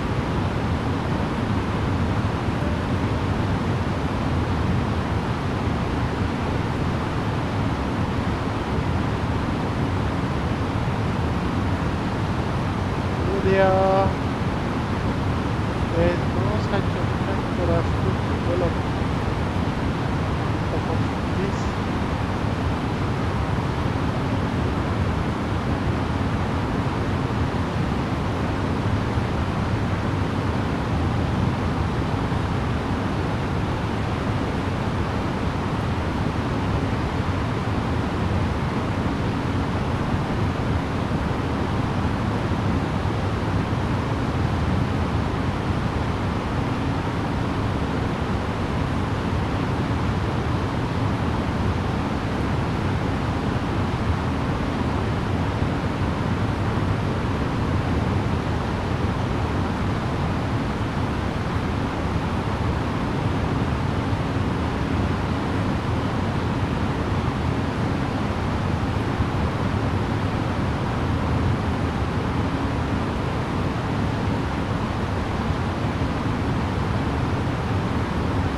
Unfortunately, we don't even see any ATC right now, but in few hours it will be morning in Vietnam, and the other region you can see the galaxy of the world. Over here it's a nice galaxy machine. Look at that. It's a beautiful bird out there alone in the sky, with less aircraft, of course. Right now I'm in VATSIM, but in VATSIM I don't have much of ongoing this thing. I have traveled 331 nautical miles, but still I have to go around 3,406 nautical miles to the destination. So right now I am going through Bay of Bengal. Actually, the region weather is becoming worse and worse right now. If you are in my live stream, just let me know what do you think about it.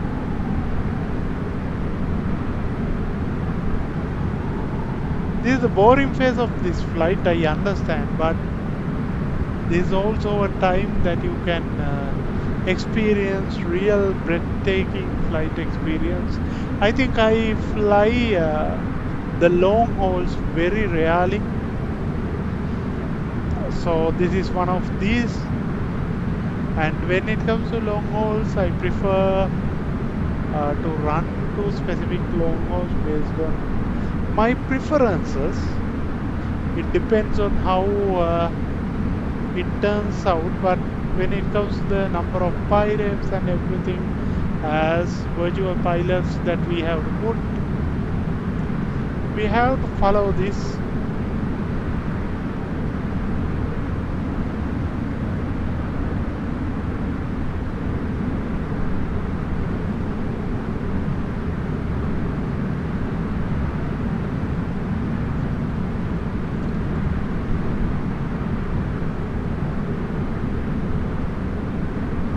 And another video I thought of bringing to you, maybe by next week or so, is something different. Something can be used to run a particular stream or anything as such. That is also one of my preference. You can see like once we airborne, right, aircraft is going without any challenges, but still this is nice, and the aircraft lights are left, but it is getting day also. But still in this flight I cannot see any of the progress as much we expect this kind of plane. Right now I'm working on something as an add-on that I can add to the network. Let's find out what we can do.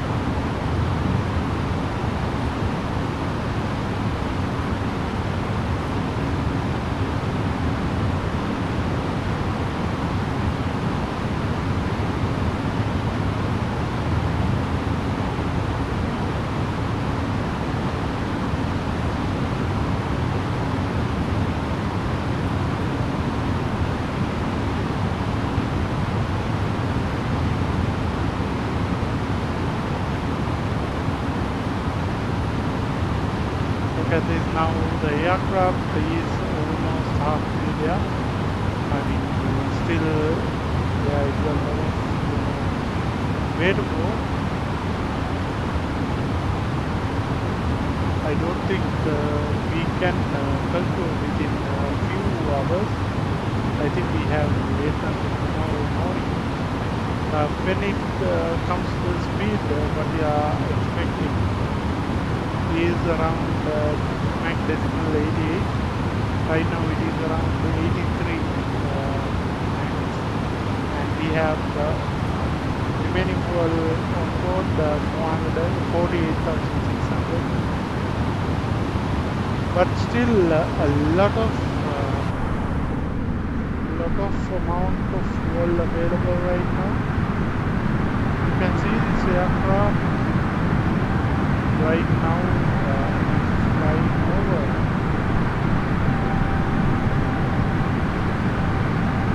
Right now I am in the wing of the aircraft.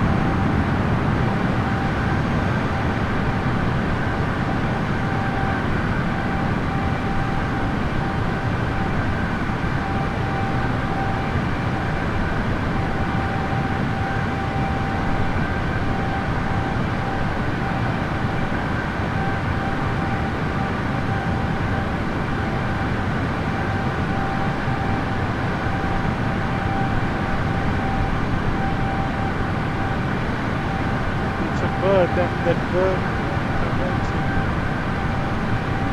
very high speed right now.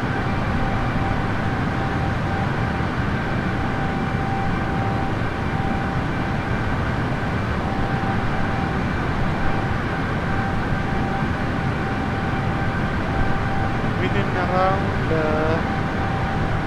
7 hours we will be close to Narita.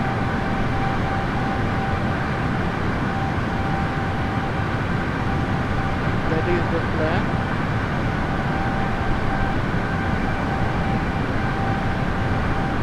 When it comes to this long haul flight,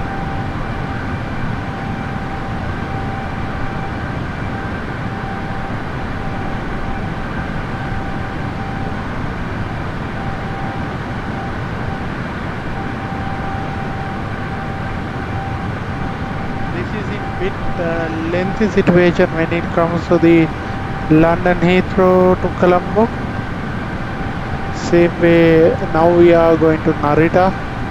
Let's see whether we can go from Narita to another location using VATSIM configuration. Right now we are cruising. Cruising means we need to go quickly. It will take a little bit of time, but it will eventually go to the destination. There is no problem on that, but there are certain elements are changing based on the flight. But let's see how the final flight goes into.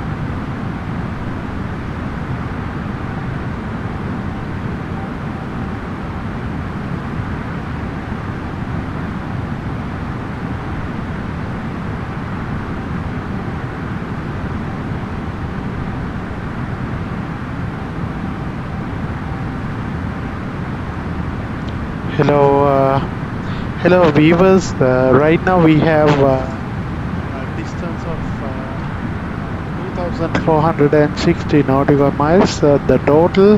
But you can see here 2,400, 2,341. That is also correct. The reason is we are taking approximate distance, but when it comes to the route, there will be a little bit of difference when it comes to the real configuration. So don't worry about it. It is not something significant right now. You can see the airport from the airport. The aircraft already has taken off. Then we have almost come to halfway along the route. Right now, local time to Sri Lanka 5:21. I think around this region, the time is around 7 o'clock. So there is a little bit of difference in time, but definitely we will have to go to further distance because we have to arrive in Tokyo International Airport around 9 o'clock. So that is the time we are expecting for the arrival. So let's hope for the best. Also, like you can see beautiful sundown right now coming up from Cambodia. Right now we are passing few locations. We are passing Cambodia, Thailand, and Vietnam. So after that we are very close to Hong Kong. Hong Kong in the sense the area of Hong Kong, and on your right hand side it is the next island you should be able to see is the Philippines island, and on your right hand side on 90 degrees you have I think it is over here, right onto my right there is Ho Chi Minh City is available, and here I'm passing Cambodia, and my left side is Thailand, and on my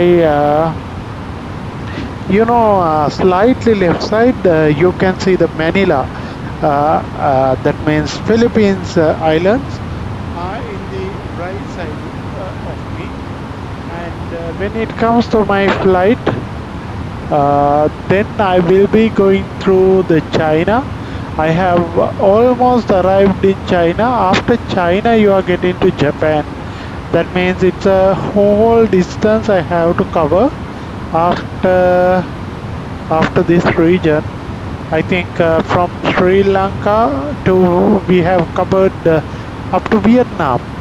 So when you look at the area, the region of Vietnam, I think I might be able to show you these details in kind of screen. Let me check if it is possible. Okay, now I hope you can see this. Over here you can see where are we going right now and everything. Give me a moment, I'll shrink this up real quick, and then I think you should be able to see the real screen in the sense I will need to do certain configurations over here from left.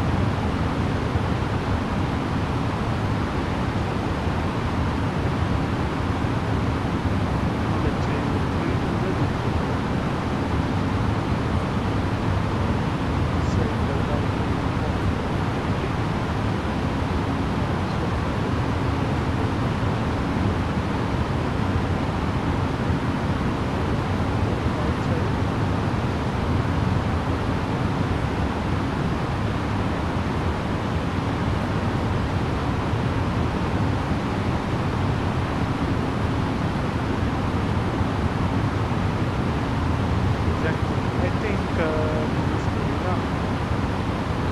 Now you can see where are we going right now.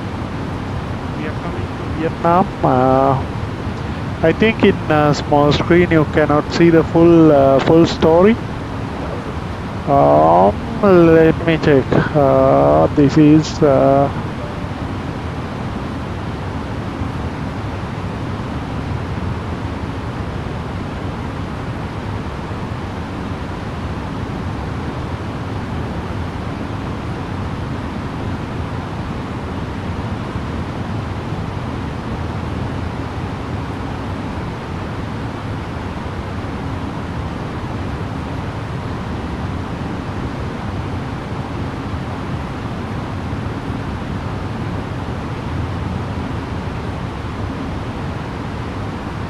here now. You should be able to see how the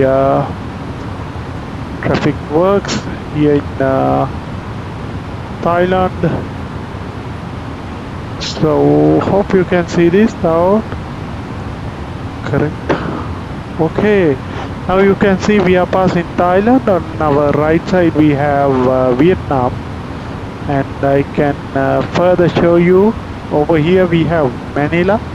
That means right side, but slightly to the right side, not the full right side. And in front of me I have Hong Kong and also Wuhan. You remember Wuhan, right? I think most of the pilots from China went through a rescue journey in Wuhan. I think back in 2020 due to the COVID outbreak. That is one of the significant events in Sri Lanka. You can see now the aircraft is visible for sure. You can see this, and then our left hand side is China, and we have straight ahead we have Hong Kong. So when it comes to the visibility at 35,000 feet, you can see there is no visibility at all. It's fully covered with cloud, and definitely not good weather right now into this region. I checked on VATSIM radar as well. It's almost not a good weather. The VATSIM radar, it says over here sometime coming up massive storm around the destination we have planned.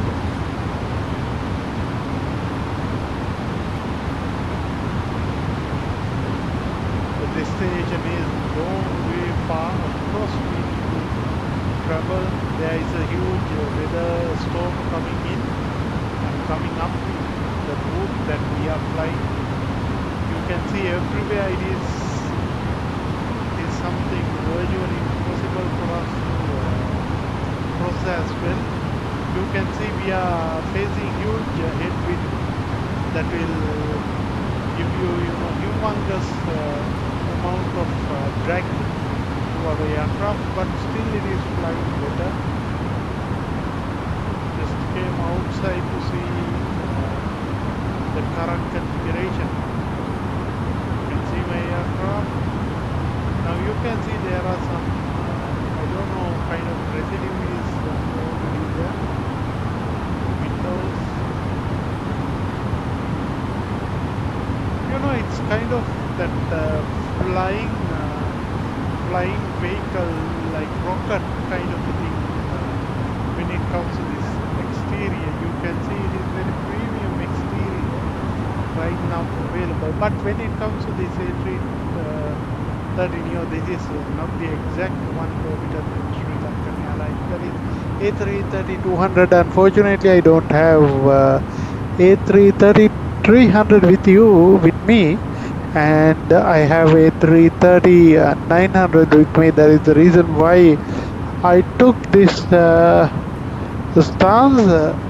You can see the aircraft is cruising, and it is almost halfway.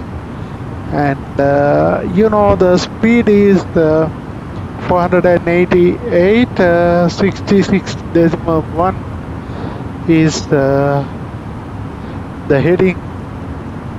I think it shows as 65, so that is obviously the VATSIM, but the reality is 66. You can see this is the VATSIM, but this is what the company route says. Just have a look into this. Right now we are passing Vietnam on our right, and just after that we are in China. We are in China Airlines. It's kind of rocket when you see just the tip, but if you keep it like this is kind of rocket you are looking at, but the fuselage itself is amazing. It's a very beautiful fuselage.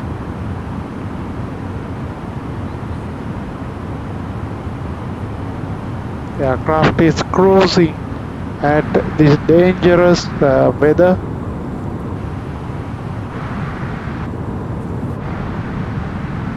I think in any moment we can experience weather related danger.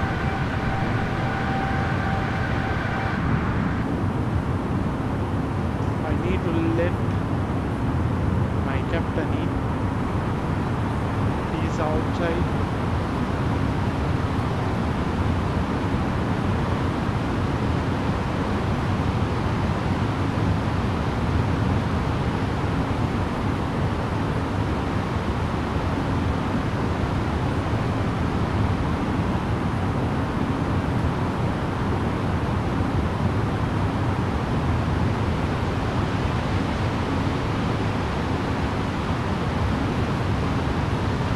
You can see this is the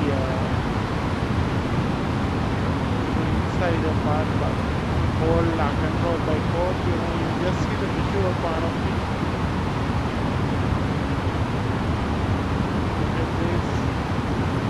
We don't see any other equipment over here, but look at this. I think this is A330 aircraft.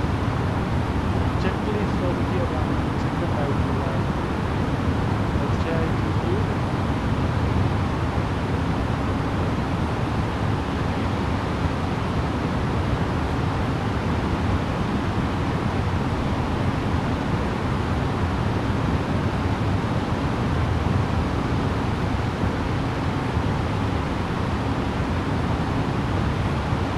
It looks like a glass over here, but the thing is actually this is because of the modeling. Otherwise there are number of things available. When it comes to the pilot seat, it is almost same and identical to the seat of A380. Much difference over there. We can do some of these. Just this seat.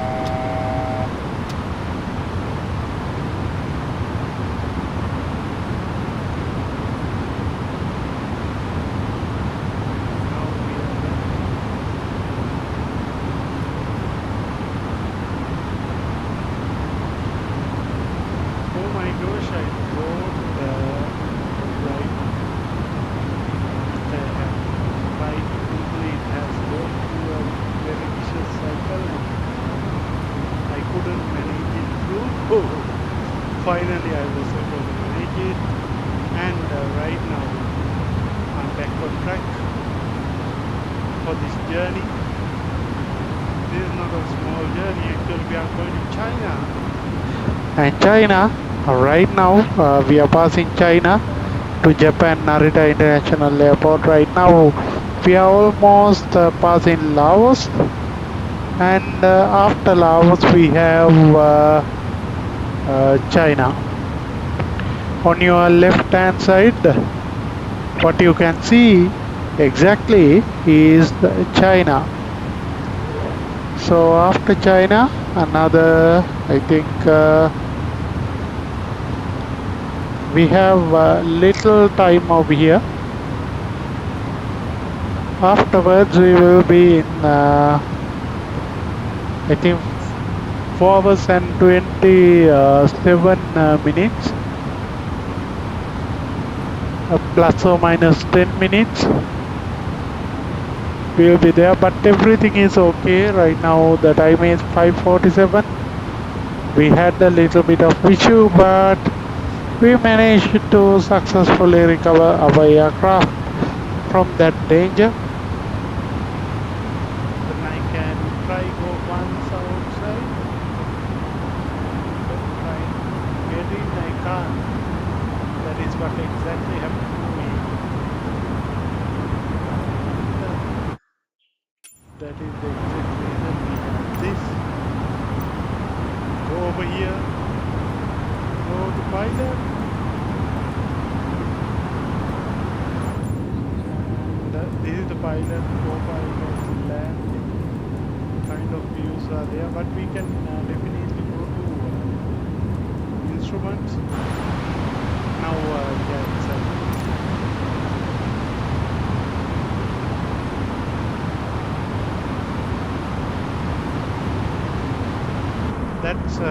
that is the only thing that take us back again in this view.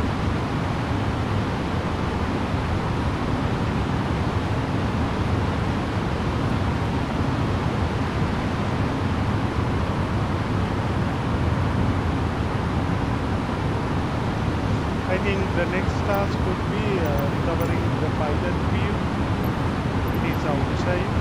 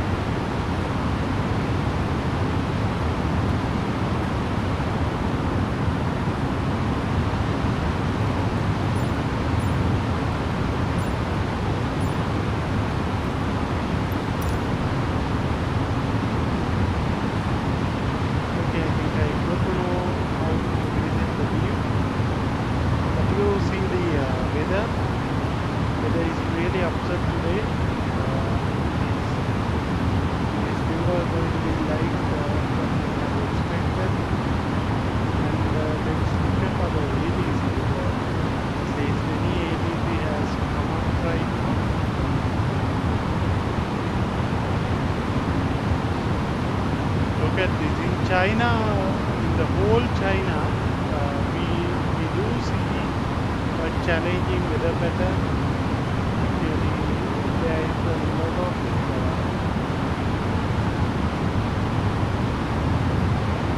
situations going on over here.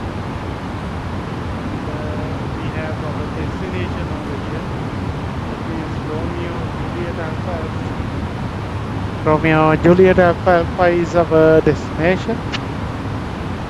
Over here, our QNH is 1013. I think we can configure arrival as well, and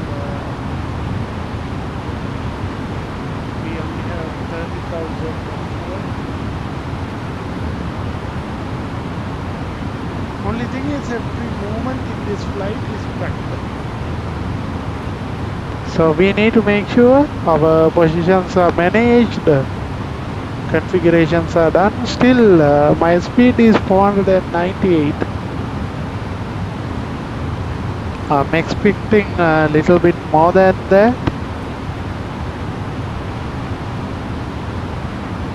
Let's try to get that additional speed that we are looking at.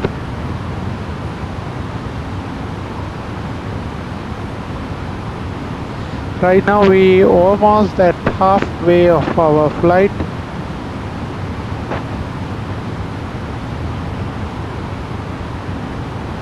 We have 2000 nautical miles. Make sure this is completed.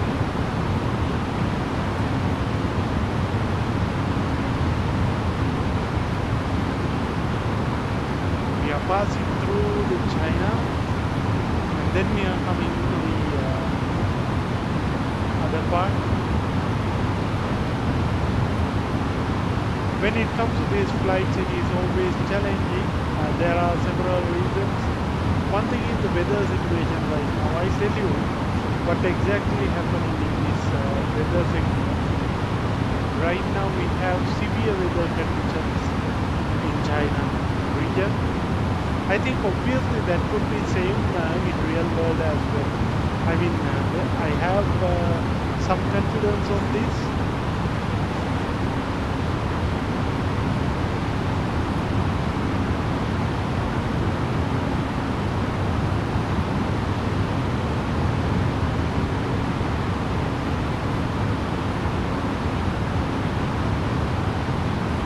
Today weather is not that good.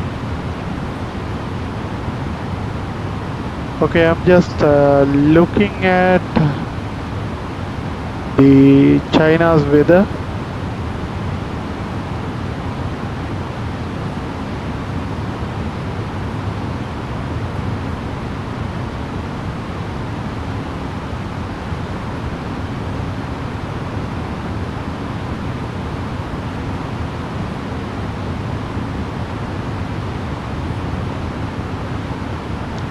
So Saturday we have some rains. In real world, actually Beijing is raining, Guangzhou is raining, and Hefei is raining, Nanning is raining, and Shenyang is raining. So when it comes to these locations, actually the rain is severe, it seems, but the storm alerts are there in the VATSIM in some of these regions.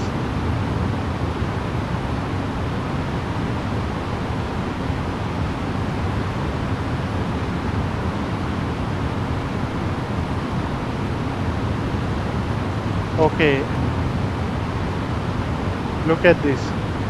China Daily said Mayasak, the first typhoon to make landfall in China this year, approached the southern island province Hainan on Friday, triggering widespread transport disruption, school closures, and heightened. That is on 3rd of July.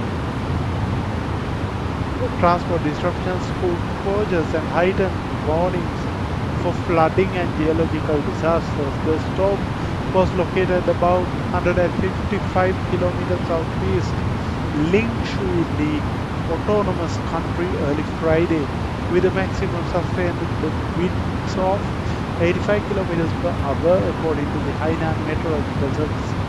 The agency upgraded its typhoon alert to level 3 under its 4-tier warning system.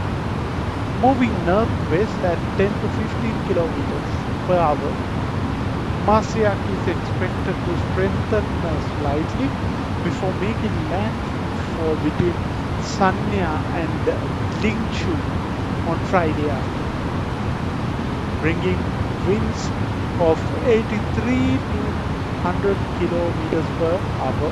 So this is the stormy situation in China. This is real news coming up, and we also evidence it same. Without flying, we even don't know whether there is something like this is actually happening. It is not the truth, right? But it is really happening over there in China, in Hainan. Part of it actually that is there. I think the situation is still there, and we also cannot avoid it. The weather is the weather we are expecting, but we cannot avoid that weather. That is the main problem of the weather that we are experiencing each and every day. For Sri Lanka, right now the time is 5:57 a.m. and hopefully, depending on wherever you are from, the time will be different, obviously. And just stay tuned with your watch. O'clock, based on whatever you are using, we have 4 hours and 7 minutes for the final touchdown. Now we have 4 hours and 7 minutes for final touchdown. That is the information we have right now. Let's find out what happens next. Today I think something we need to discuss about the weather. I think since we are flying, I think it is always better to look at the weather situation as well.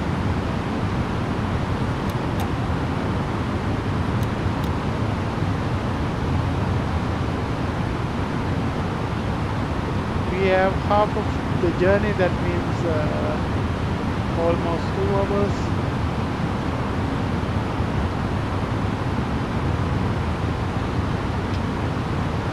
Somewhere over here we should be giving it.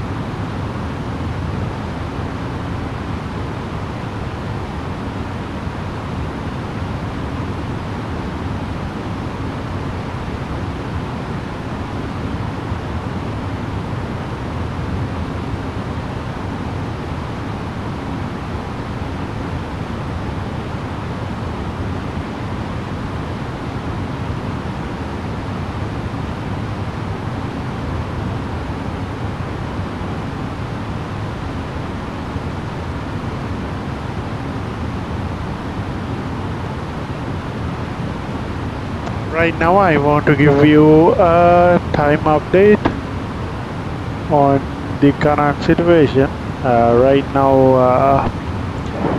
our flight is going well and we just passed the Hong Kong, and then on right now we are above the sea. You can see the sea, and in front we are crossing Vietnam.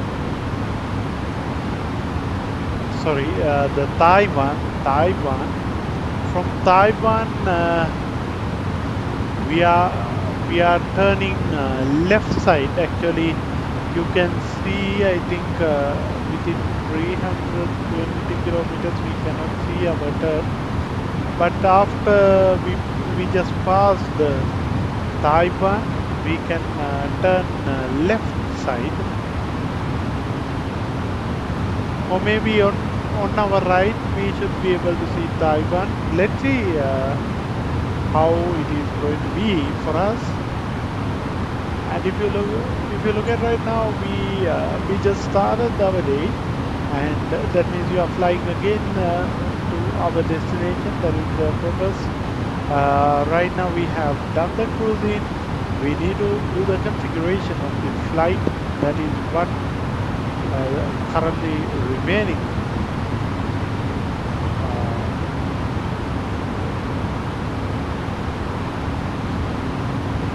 So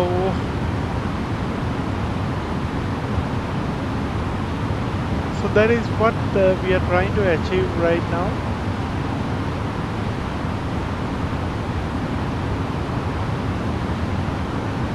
So we need to check Narita airport elevation.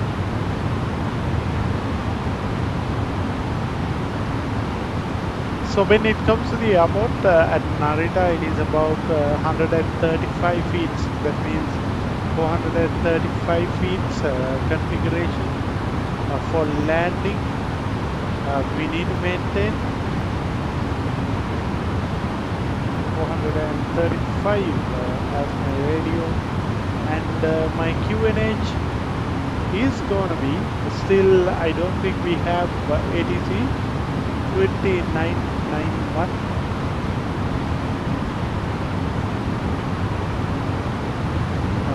When it comes to the 2991, we need to check that obviously. 2991.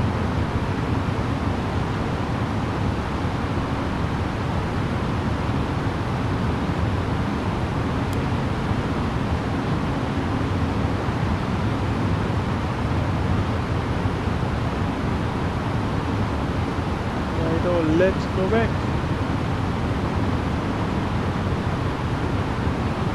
Okay, over here I will. That means it is standard QNH is there. 1013. That means we can directly put 1013 over there.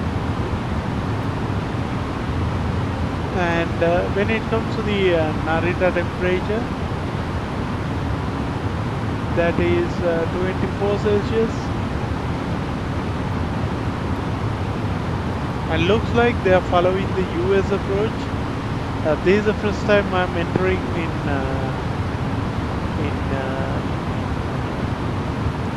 I would say in Japan ever.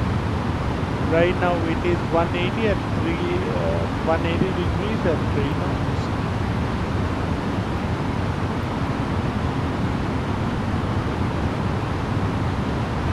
Not at 180 degrees. Yeah, our configuration almost 590 here, 180.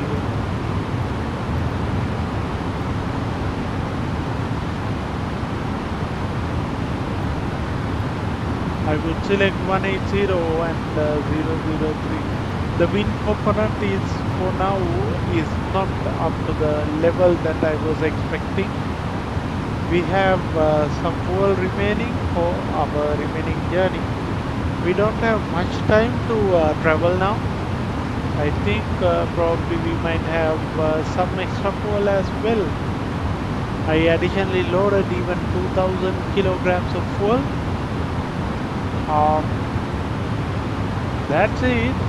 We'll see how this is gonna turn out for us. But today my descent is going to be a normal descent. I don't expect the descent to be extra challenging. We'll do the descent as planned. So right now you can see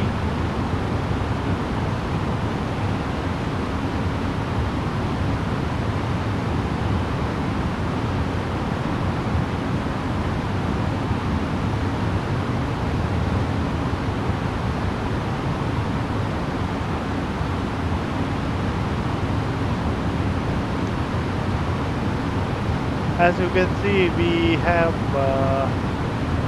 1,391 nautical miles based on VATSIM calculations. But here, I think it will be slightly different than 10,516. The reason is the radius. What we are looking at is the radius as the destination, but the aircraft is looking at the real length of the waypoint. That is the difference we are talking about, but that is totally fine.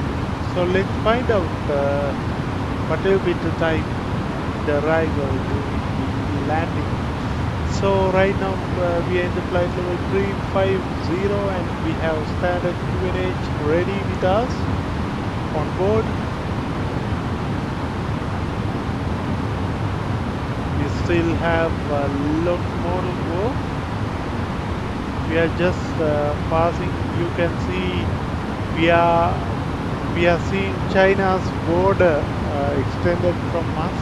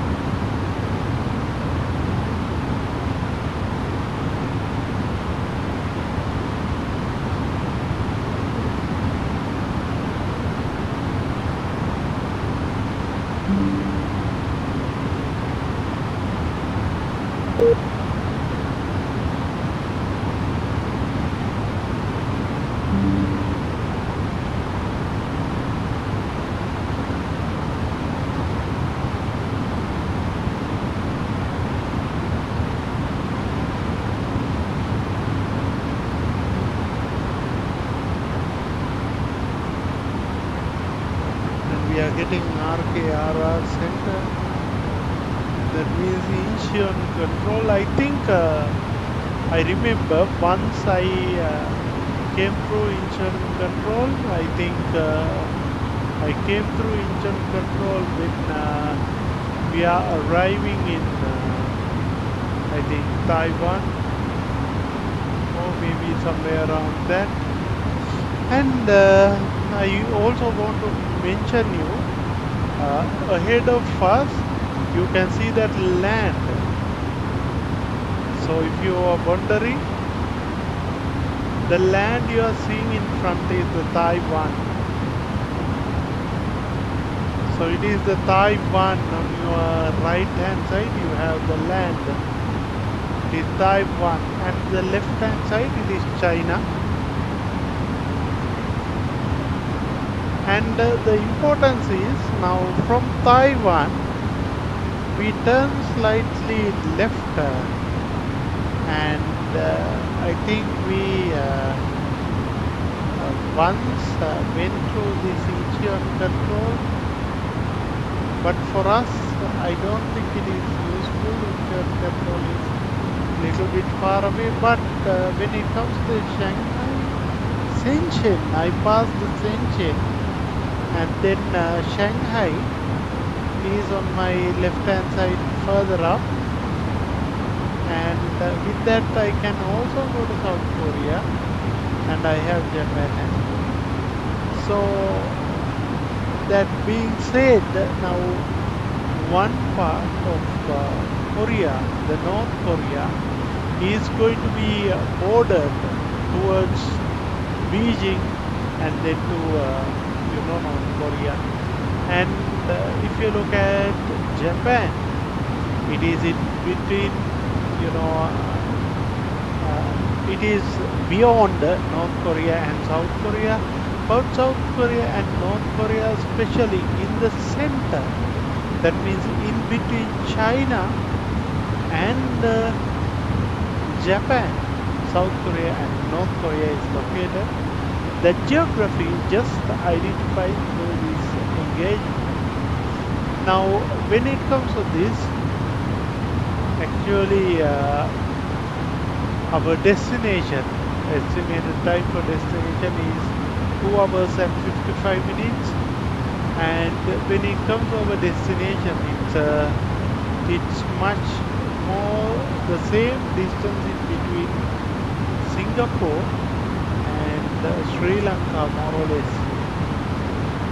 Still we have little bit long to go, but that is not a problem. We need to fly this long haul, and today our flight is done by City of Galapura A330-343 originally.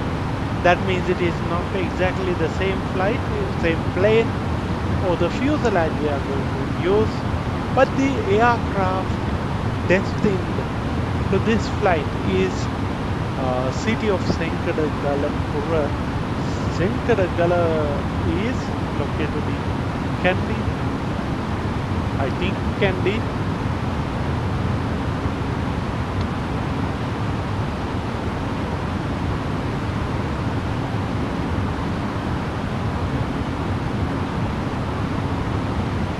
Yeah, when it comes to Galapura, that means City of Kandy.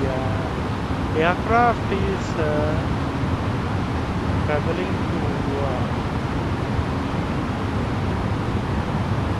this particular destination. From MKG we are turning left, and then we have up to Bordeaux. You can see there are some mountains in, there are some political tensions in China and in between Vietnam, Taiwan. I think probably the main reason is they are very close each other. In fact, they are real closer. The China is kind of, Taiwan is kind of island nation for China and Hong Kong. From my understanding, at least, that is what I understood. Look at Hong Kong. Hong Kong is somewhere above, and Shenzhen is just below that. Actually, if you remember, most of the time when you talk about electronics, right? We are coming to Shenzhen to buy electronics. No other place. Now I'm coming outside. This is our city of Senkada Galapura or else Kandy. Look at these guys. This is a very nice view of of one of the island across Vietnam.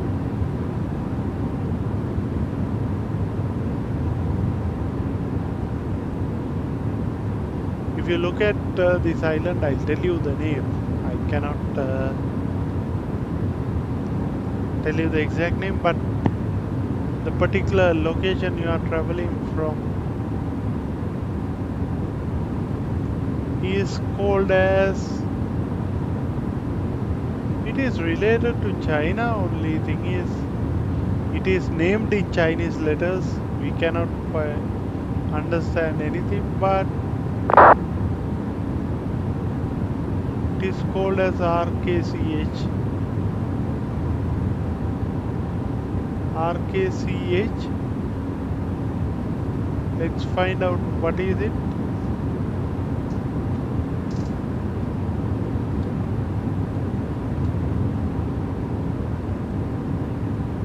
When it comes to RKCH, it is located, I think,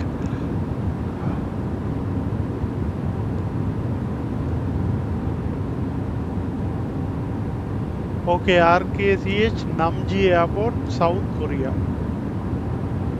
Oh my gosh, it is also part of South Korea. Could it be? What do you think about it? I think we are passing one of the island, but we don't know the name of that island. Okay, we got it. That is called as Baisha Township, Puxi Township, Shiu Township. Shiu Township. What is it?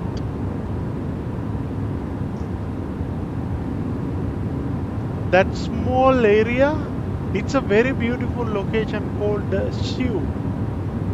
It is Shiu Township, means it's a rural township in Penghu country, Taiwan. So it is related to Taiwan itself. Actually, the land right over there, I think we just passed it out. You can see it beside, this is kind of rural area, but it has the airport RKCH. And then we are coming to Taiwan. Look at these guys. This Taiwan, I never been to Taiwan, or I never heard where it is. I know it is related to our religion, Buddhism, but we never, never really look into that particular destination.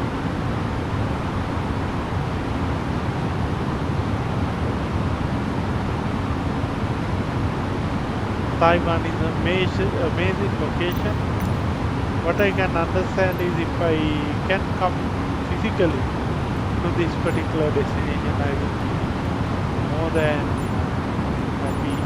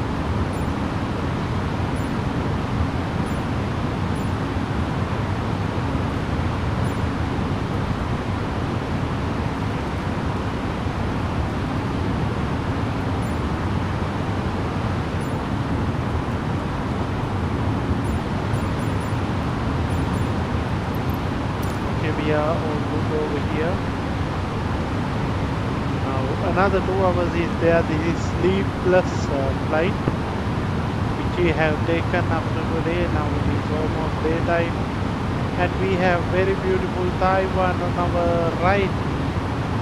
So when it comes to Taiwan, Taiwan is it has very beautiful, when it comes to Siu Township, it's a very beautiful archaeological center as well.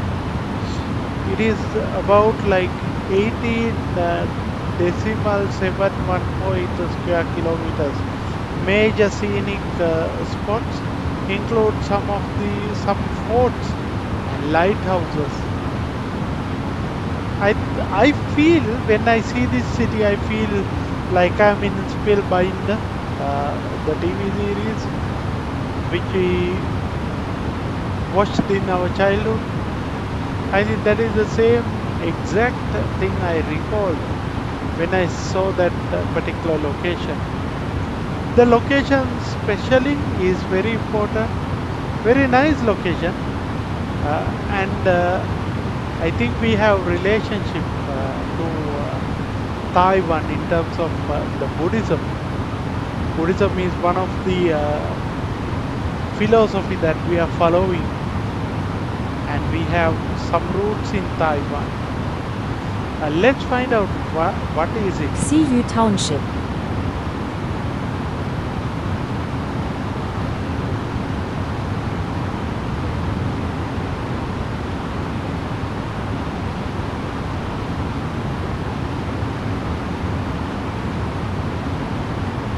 Okay, when it comes to Taiwan, Taiwan actually is the global hub for humanistic Buddhism, and it's a modern, socially engaged movement that integrates spiritual practice with environmental protection, charity, and education. So, what I found interesting in in Taiwan was like it follows the unique the sculpture of Lord Buddha, or we call it as Buddha film in our country. So they do very nice sculptures, and we also, I think, Taiwan also called as Buruma.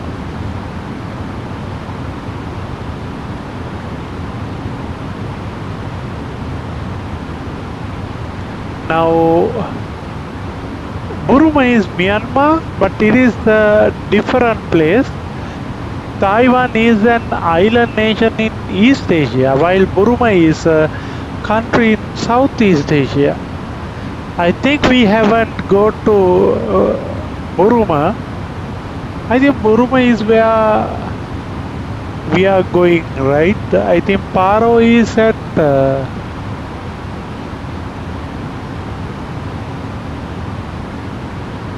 Bhutan.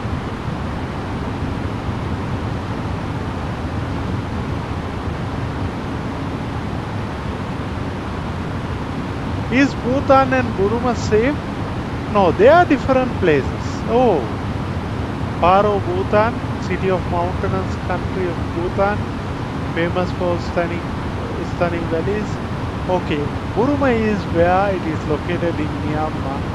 I have never been to Myanmar. I think we should do a special flight to Myanmar.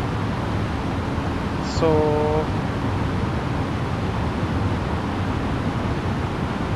I think Myanmar also coming with relationship with China, because China and Myanmar share a border and have active bilateral relationship with each other. When it comes to Myanmar, it's also a kind of rural area. Myanmar, okay. I thought Myanmar, Taiwan, and Bhutan almost at the same time, but Myanmar seems to be the part of after Bangladesh. The area what you see is Myanmar. Myanmar, then I think, is it Thailand?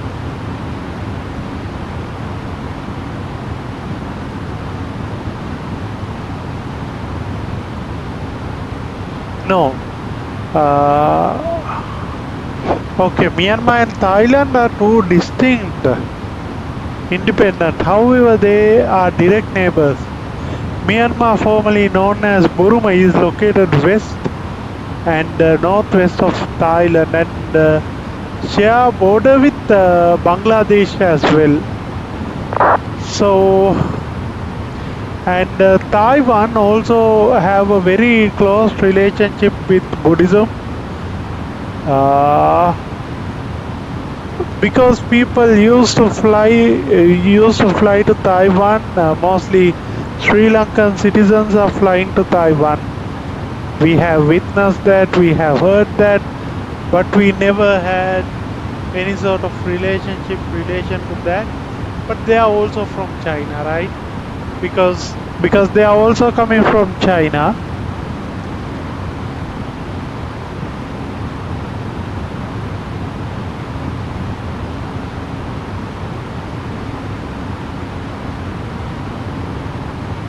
Usually, I don't know why we are taking a little bit of different route, but I think we just passed after Taiwan. Yeah, I think we are getting closer closer to our destination. Right now, we are passing Thailand, and I think we should be spot another aircraft passing us. I don't know at which altitude.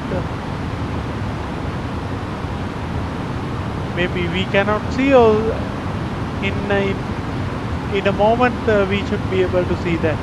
I think we have a little bit of distance here and there. And ATC right now introducing to Narita as well. So now when it comes to Narita, we have a little bit of destination to go, but this flight itself, we came from Sri Lanka and we passed some part of Myanmar as well. Not particularly Myanmar, it is Thailand we have passed, and Myanmar also shares the border, I think, with China, and it is same as the Burma, Bhutan also sharing their borders with China as well, in my opinion.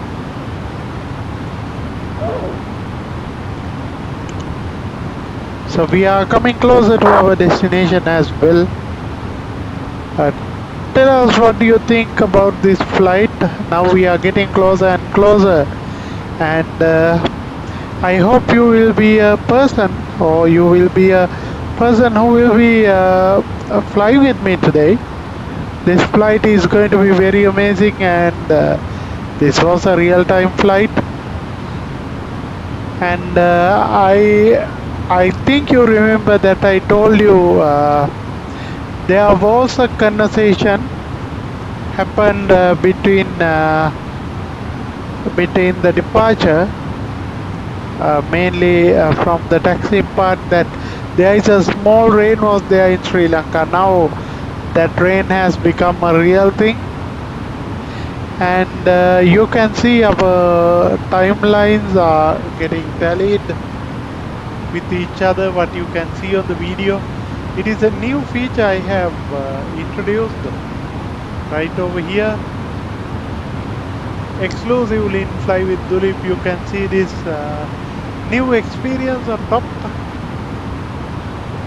Now I think we are getting closer and closer. We have only 2 hours and 22 minutes for the destination.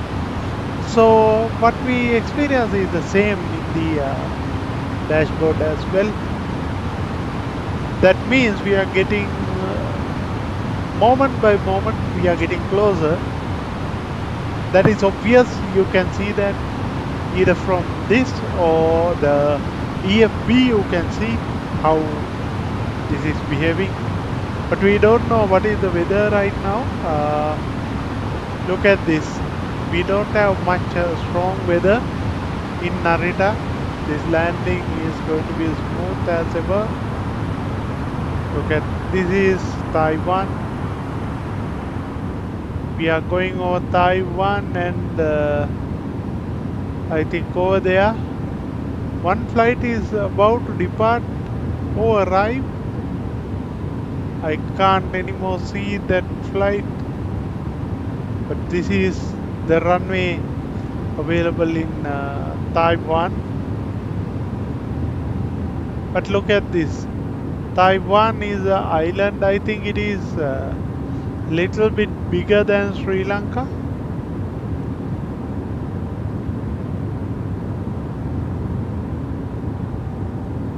But there is a significant difference between land and the mountains. Look at these mountains. There are huge mountains available. I mean, it is leveling up, but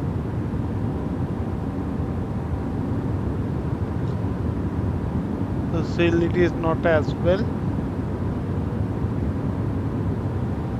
Look at this is our Sri Lankan Airlines passing on over Taiwan.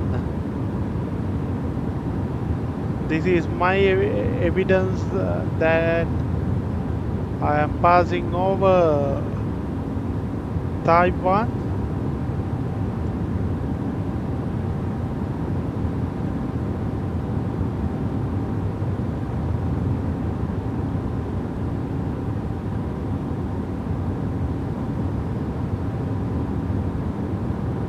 City of Senkadagala, A330-300 skeptually, but we have A330-900 right now, is passing over Taiwan.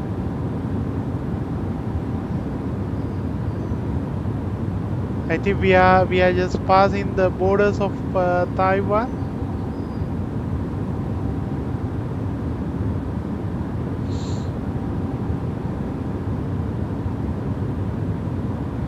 Bye bye Taiwan.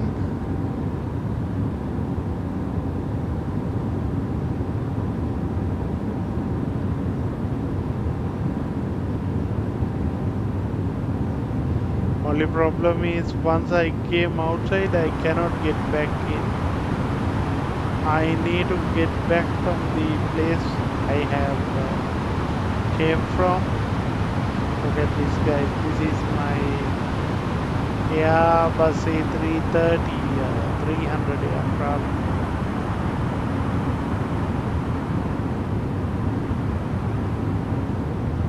It's a very close look. Passing the borders of Taiwan. Hope you can see this. This is very beautiful view. You are passing over Taiwan.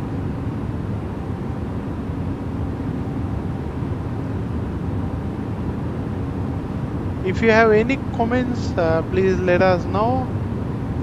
I really appreciate your comments and I look forward to answer any of your concerns you are raising throughout this flight. I also understand this is Saturday morning. We departed at around I would say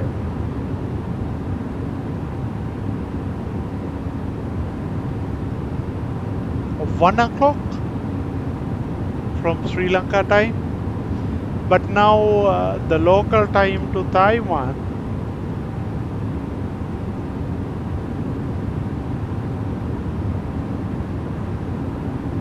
is 0919. Actually it's about 2 hours we need to go. That means 120 minutes and boom, that is our destination. Look at this. This is the border of Taiwan everywhere. I think there is a port or something available. I think they might do ship loadings and unloadings. And on the right hand side, I don't know whether the Taiwan is a developed country right now, because China is developed and Taiwan is a neighbor, but we know Taiwan has some. I think Taiwan is a leader because Taiwan has a microchip company uh, in order to manufacture microchips for computers. Without Taiwan, some of these simulators we cannot do.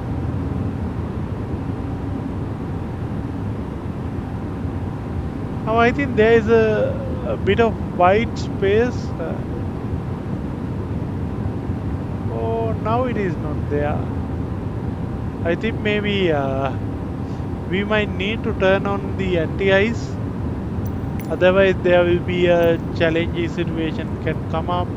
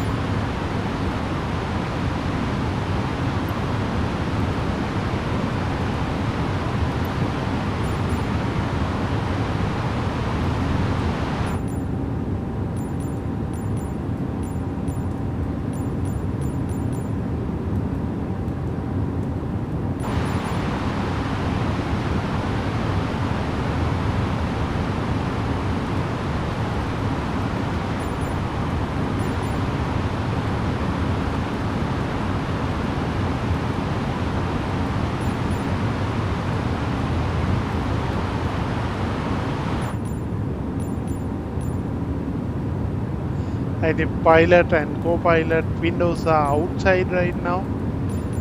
We need to do the same exercise to avoid this issue.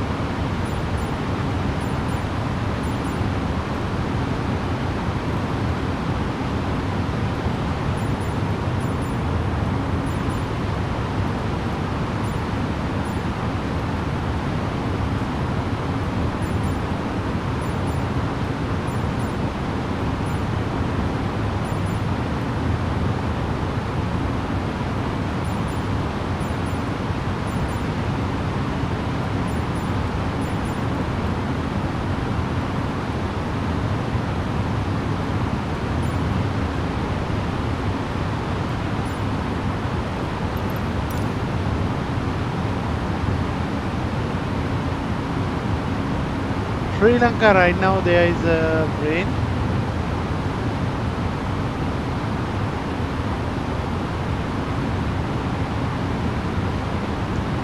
Narita arrival we have about 3 hours according to this, so maybe 0304 Zulu.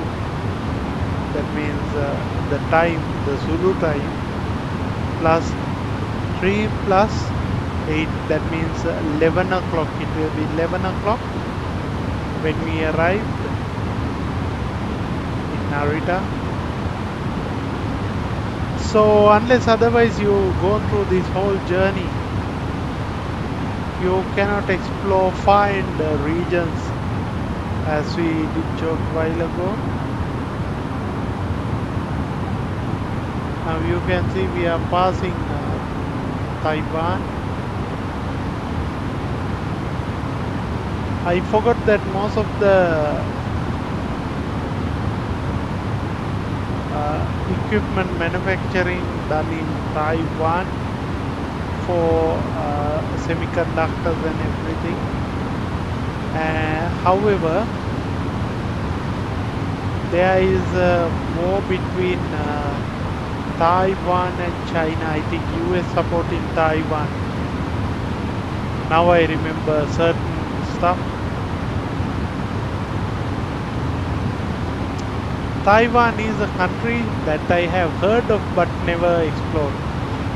Let me know what is your opinion if you have this kind of geographical exploration while in while in this kind of flight is very interesting.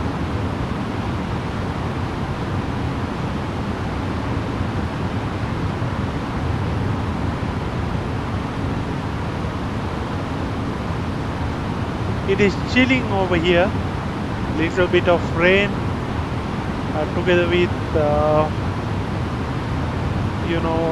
the cold is there. We cannot just the aircraft cold and we don't feel the same cold afterwards. That is not the problem we are experiencing. And we also looking at the distance that we have to cover.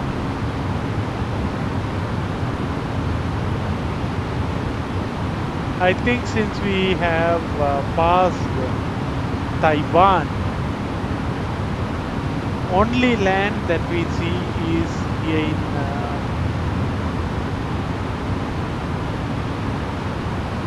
here in Japan.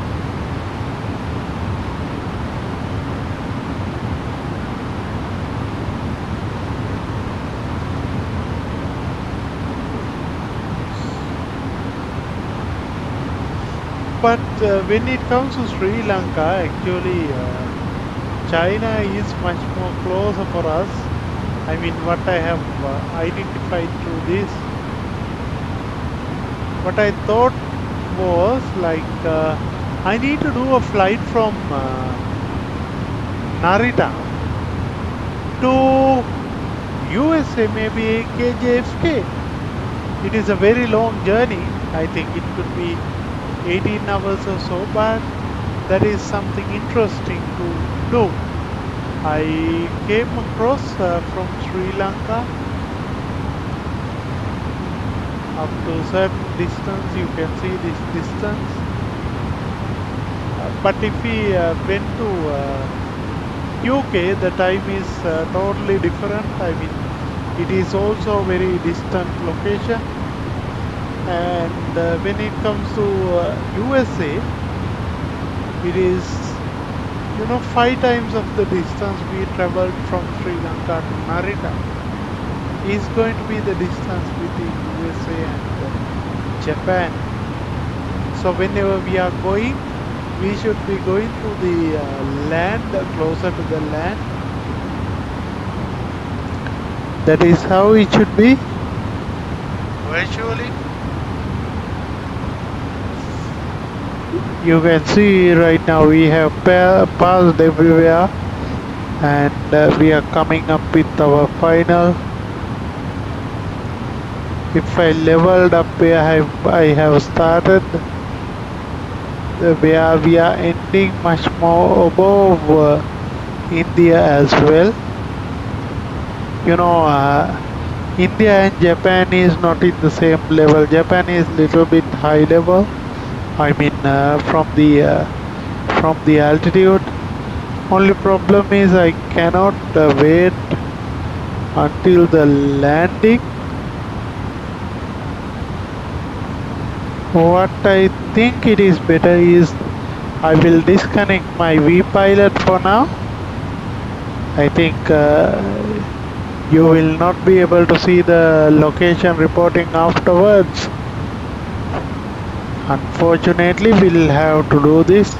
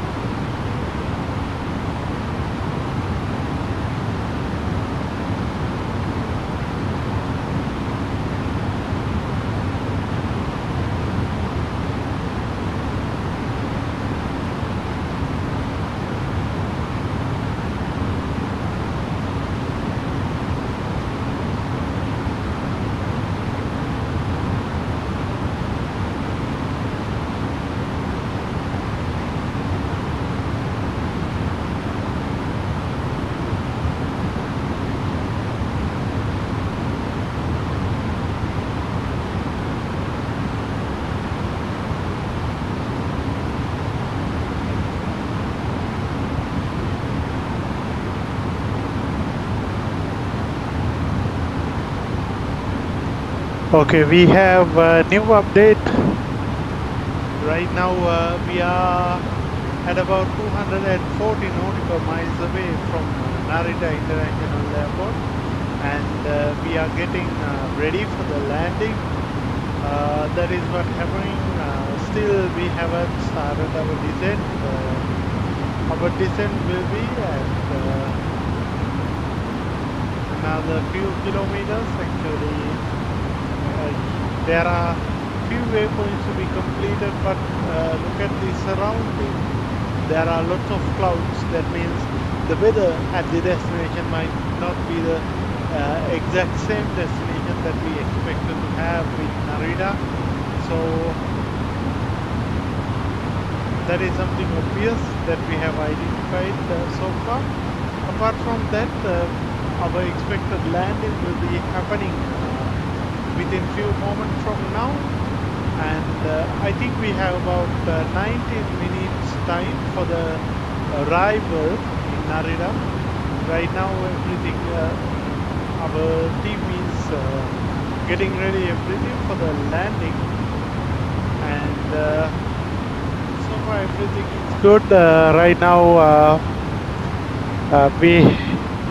we are passing from altitude at about flight level 350, and we are going in a massive speed about 552 knots, and we have destination distance of 172 nautical miles. So mostly we are in the 180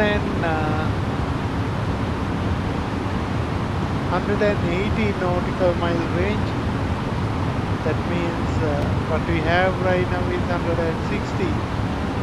It will be appearing in a while.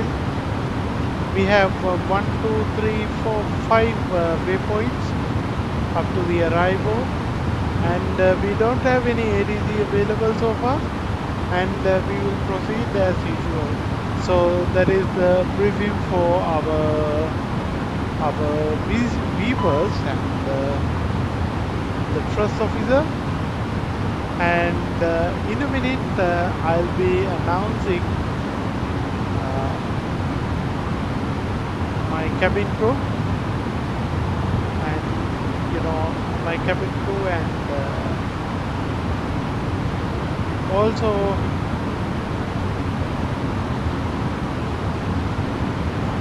my passengers.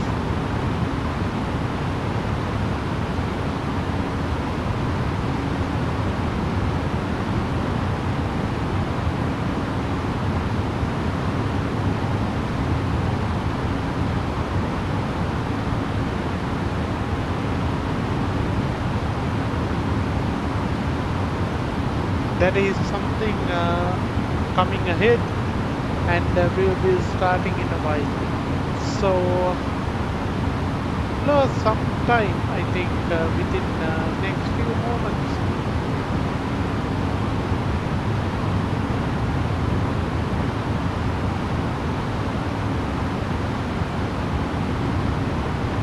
Within next few moments, things are about to get real.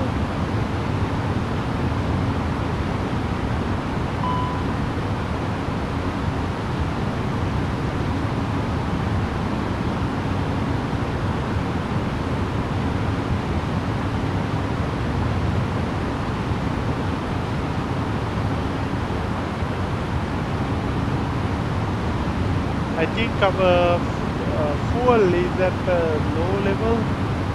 We don't have fuel right now. We don't have much of the fuel. Let's check the fuel. You can see we are mostly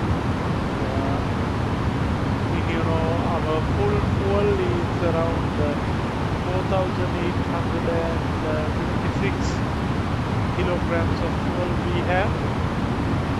In the left tank we have 2,364, and right tank also 2,441. In the meantime, let's check the tanks from above. You can see we have utilized about 52,750 kilograms during this journey, and still there will be some further fuel, and here fuel left and right wing tank level, fuel mode select manual. If no fuel leak, X feed on. So we can turn on the X feed right now because this is not the unusual behavior. We can do man, and then also we can turn on the X feed on.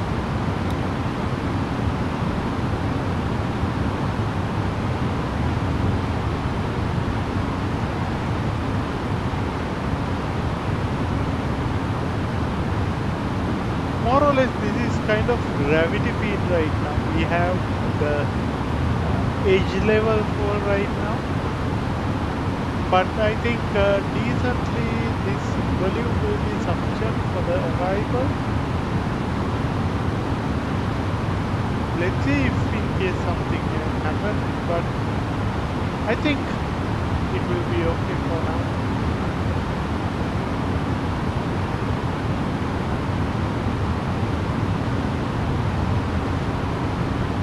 We are going real fast right now. I mean, we need to make sure we are landing at the correct time and with the correct level of fuel in our tanks. That is something we need to make sure we have with us, and we have to be patient in this phase. First thing is we don't have sufficient fuel. Second thing is we don't have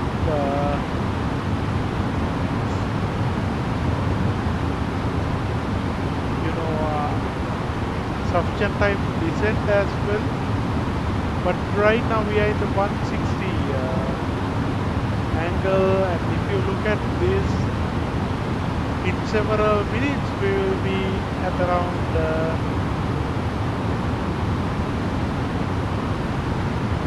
80 nautical miles. So when we are in 80 nautical miles, what we can expect right now based on this scenario is we might not be able to see the runway because of the current visibility conditions. We don't have any up-to-date information on it, but because we don't have the ground ATC right now, 2988 in HD, so we'll have to check that. We have 2991, but right now it is 2988.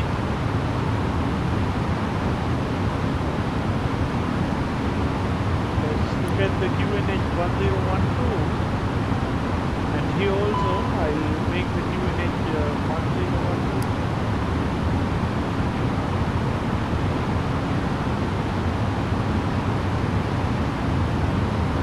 Okay, here also 2988. That means this QNH value is correct. This is a matter of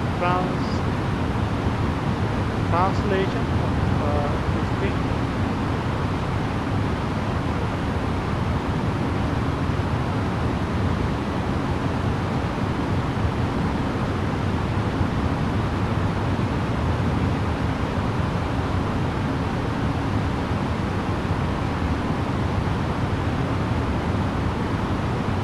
Fuel we have 4,000 kilograms. We are in the final level of fuel. For now we can clear this out.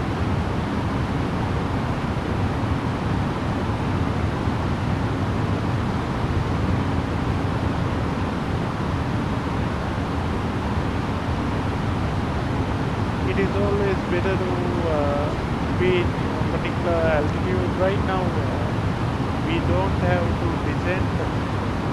You can see this. I think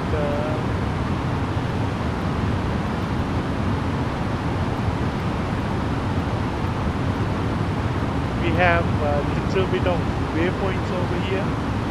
Here 17 nautical miles, and then we have about top of descent.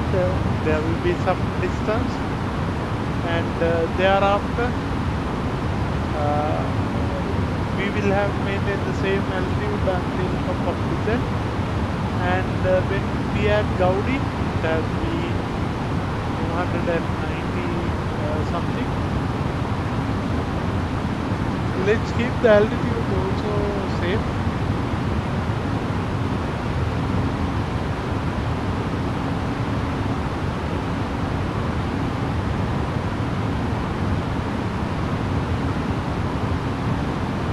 Now the fuel is also going to be a critical factor in this flight.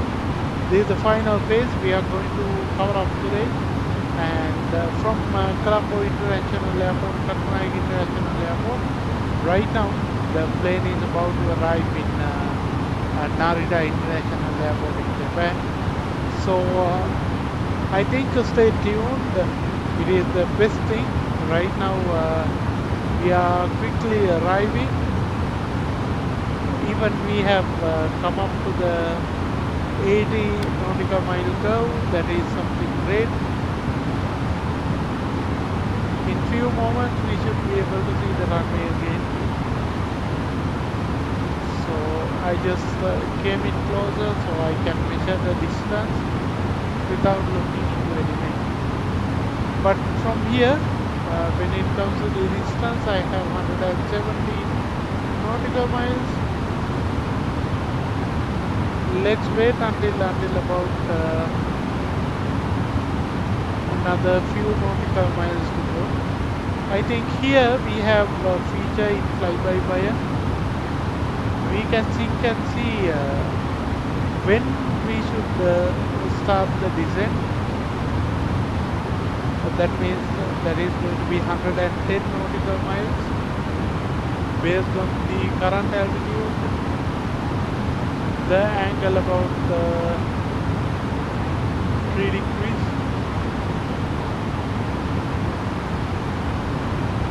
When it comes to speed, you can see it is currently flowing over Mach decimal 839. We are coming faster, but definitely we'll have to wait a little bit of time to make sure our landing is, is getting ready. Still, we are coming in the circle, and I think I have introduced new feature. Right now you can see this overlay on top, right over here. So this is the overlay I am planning to maintain the future of my flight. You can see we have only 82 nautical miles. That means runway will come up to our visibility in no time, and then we are waiting for 60 nautical miles circle, and then to 20. You can see the runway is appearing on my left.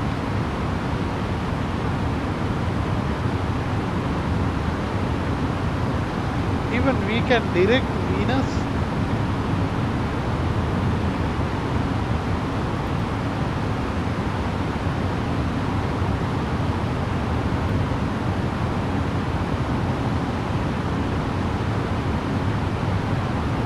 Now I have made it quick a little bit.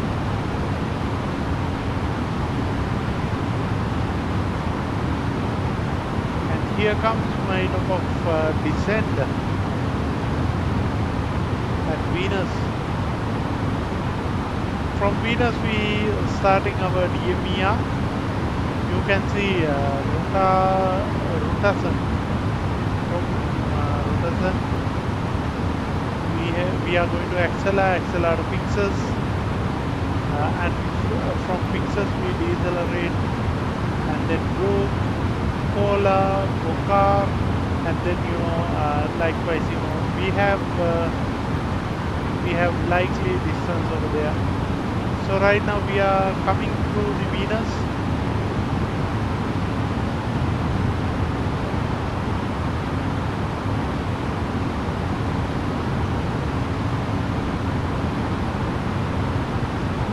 Hopefully you can see right now we are in I think our QNH is a little bit different than it has to be. Let me correct it out for now. Once the descent is started up, right now you can see the runway is appearing and our top of descent is visible, and you can see the Japan's ground also. I think this is my first time Japan for sure. I think there are some snow in this region. Obviously we might need to turn on anti-ice if in case we have identified anything, but right now I am not going to do that.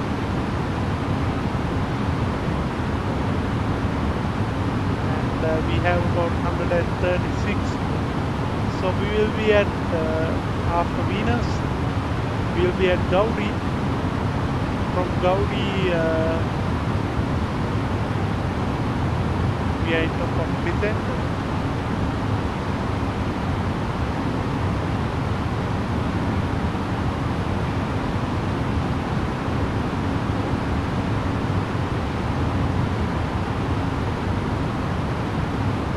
At around Gaudi we should be at flight level 3330.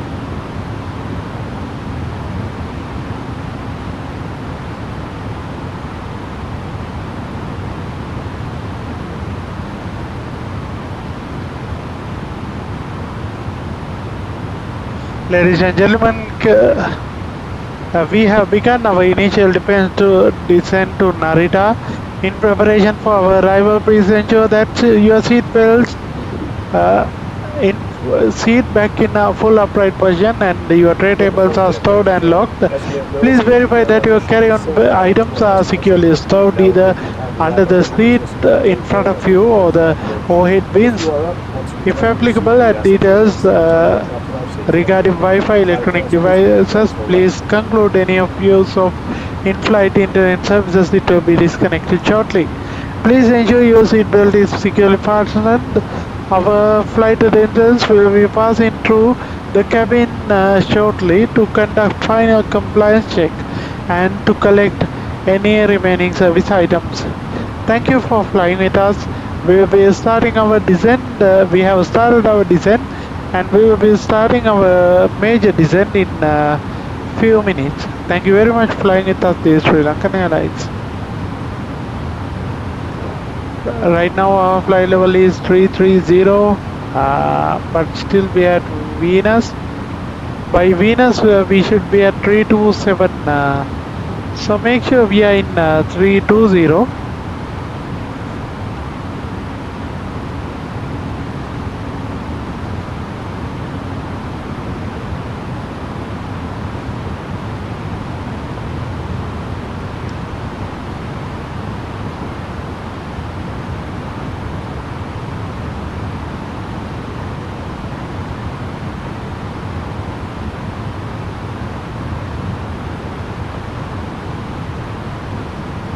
And you can see our flight is, getting the initial descent to the runway over here. We have already started our descent. That means we started a little bit early, but that is not too early.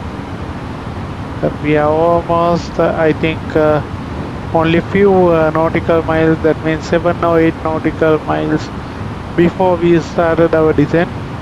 But we descending a little bit slowly, and we are coming to flight level 250 now.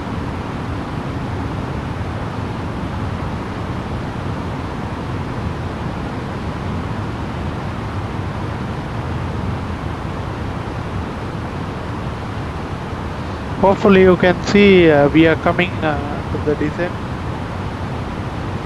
And you can see the Japan as a country on my left hand side.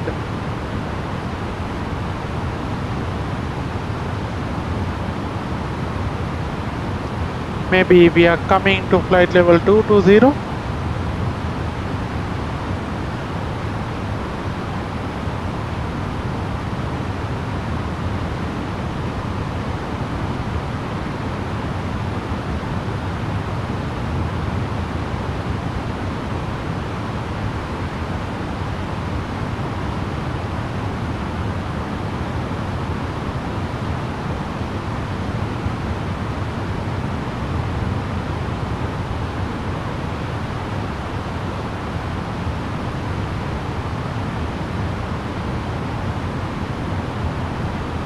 We should be at 10,000 feet during Noma.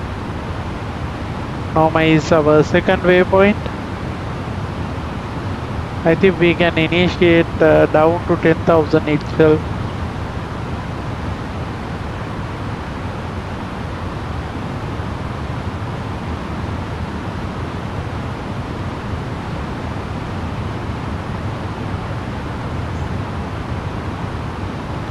Yep, now the descent has started, everything is working great for us.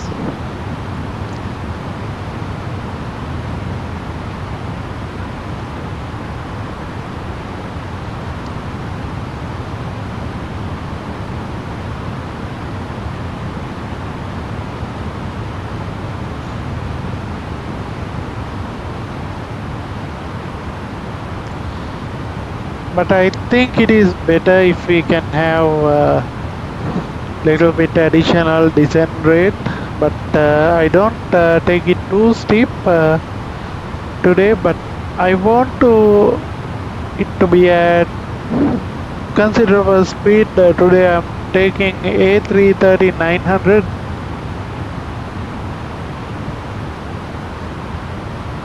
You can see the clouds are dark over here.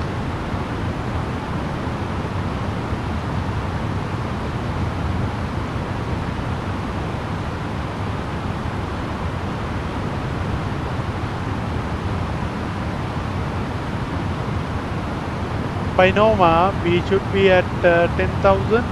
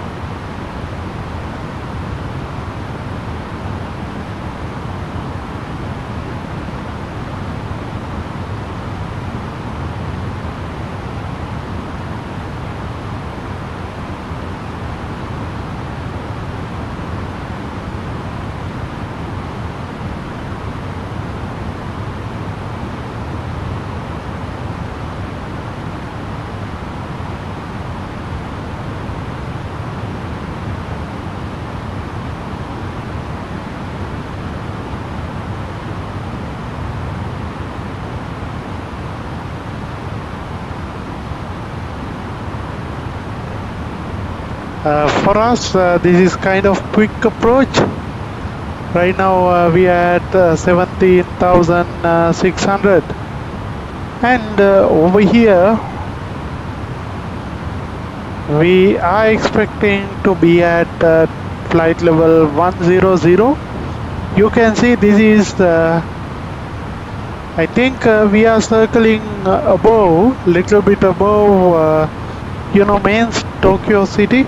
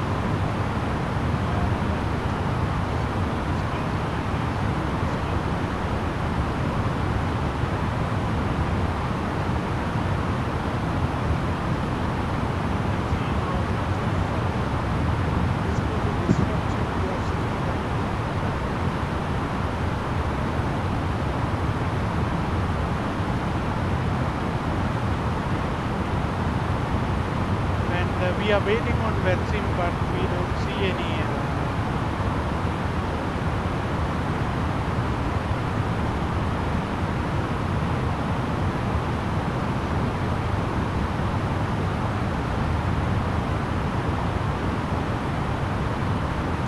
Narita traffic approaching from east of Narita International Airport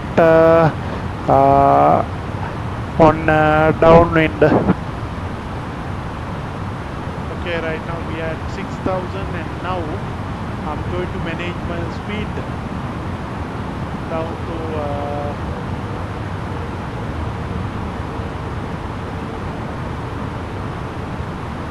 I think the speed I need.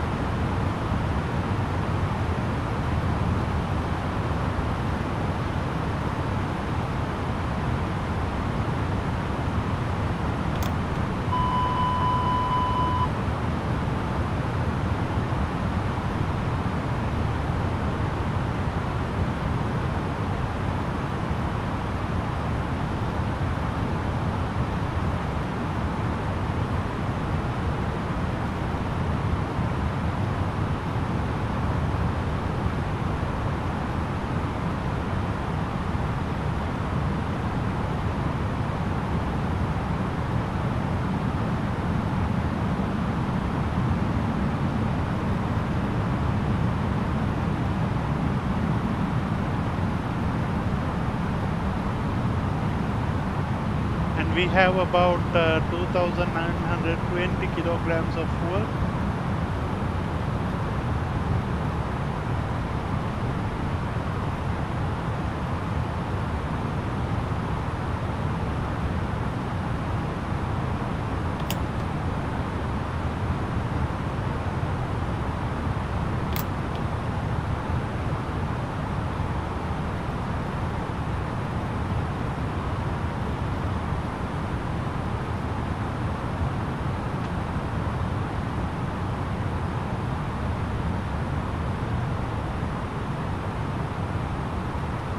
Still our descent is not successful over here.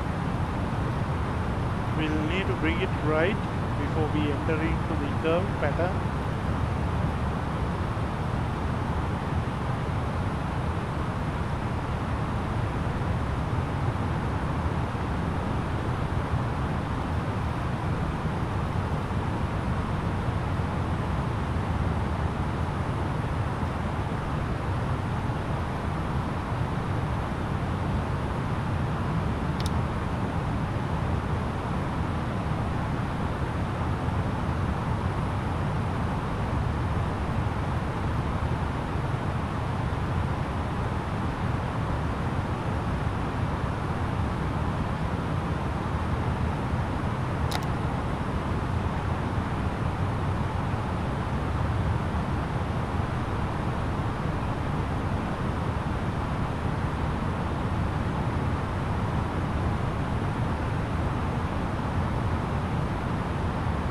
Almost we don't have any visibility right now.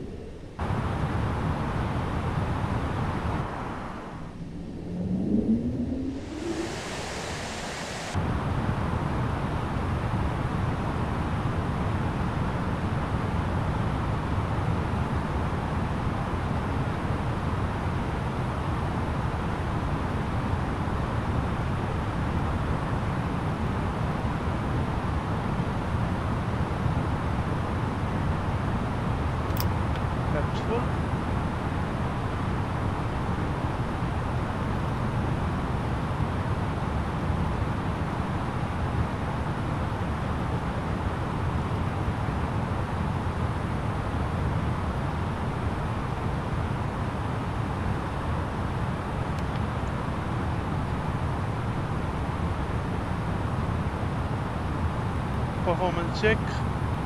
Activate approach.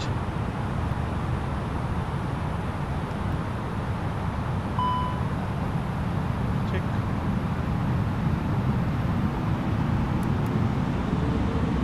Landing gear out.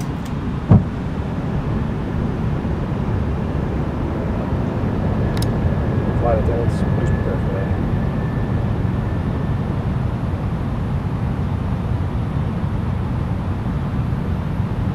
All green. Cabin crew be seated for landing.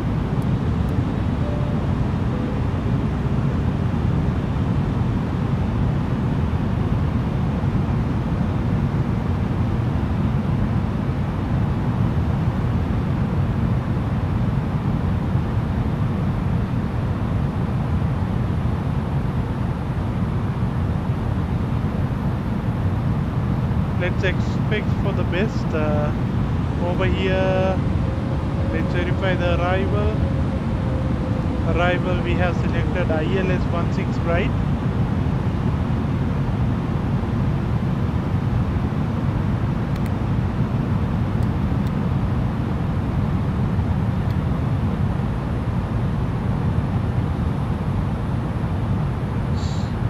I think I can direct to Kuala.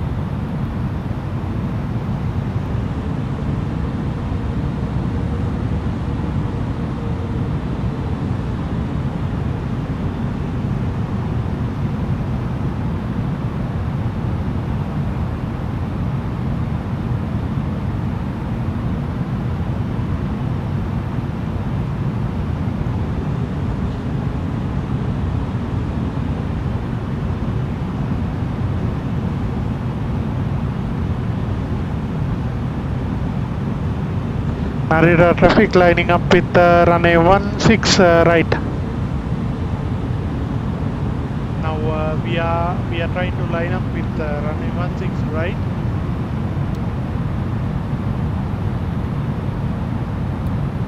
Yup.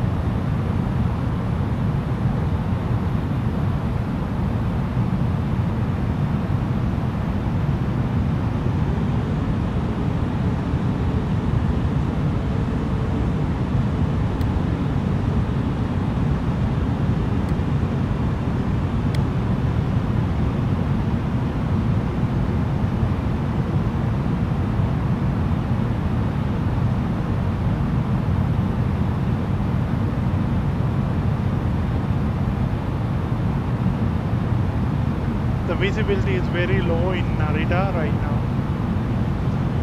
We need to be vigilant about ECAM checklist. Barrow reference 1012.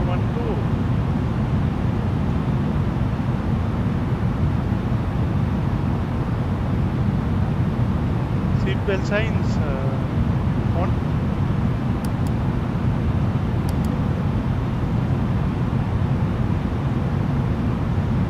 Minimum set, auto brake set, engine mode select normal, approach checklist completed, landing, ECAM memo no blue, cabin ready, cabin crew be seated for landing.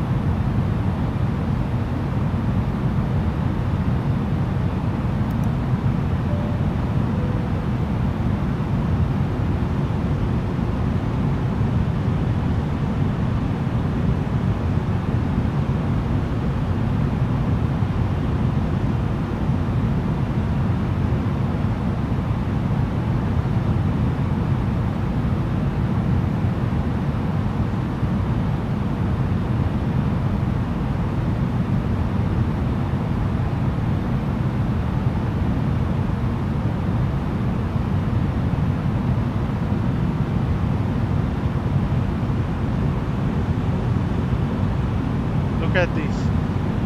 This Narita ground, it is very beautiful. But still we haven't turned into our final leg.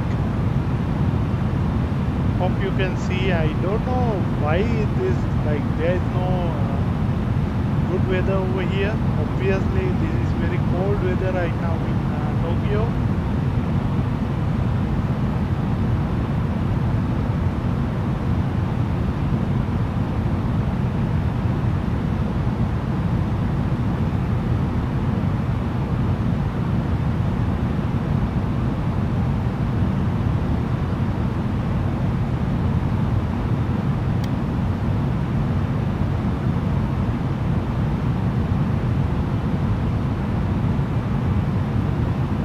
think it's still 20 nautical miles away from the runway,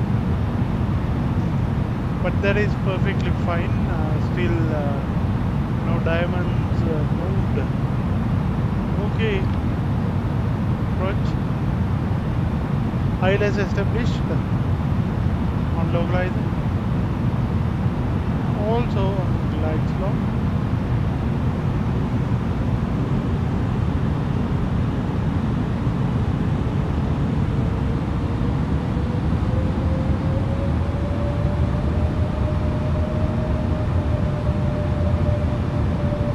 This is the major problem we are seeing over here. One thing is we don't see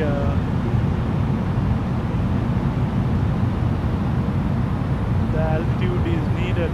Still glide slope needs to be captured. So still the aircraft thinks it is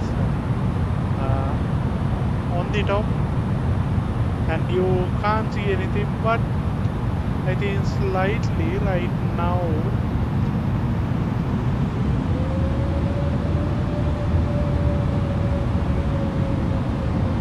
maybe runway is visible or not visible.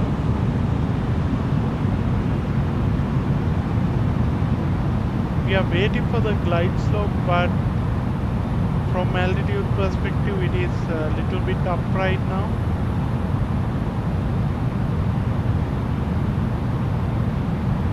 Okay, it is slowly moving down. That is a great news.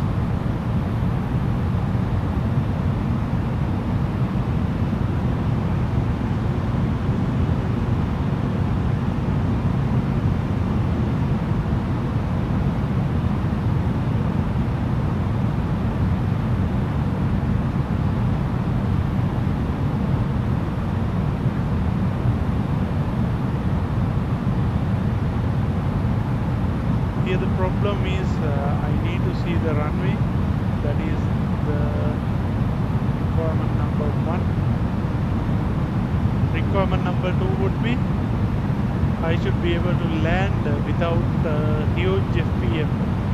Since this is, you know, lengthy aircraft, sometimes the back is going to bend down. Let's expect for a, you know, kind of best landing that we can do. Still we are at 2,600 feet. In a while we will be at 2,500 feet. We are in the final. Let's come to 10 nautical mile circle.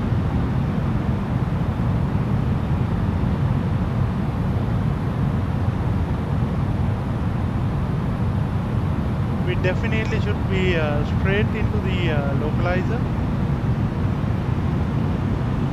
and the runway should be visible in any minute from now. I think one runway 2,500. but that is not the runway that we need. Okay, I think runway is over there. We can see the blink now. Runway is visible and runway is inside.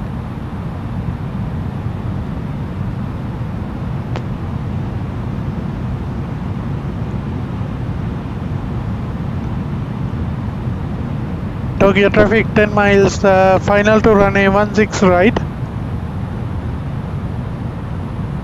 Okay, we have announced and I think the visibility meter gone away. I think right now we have 7 mile visibility, I think. 2,000. Check.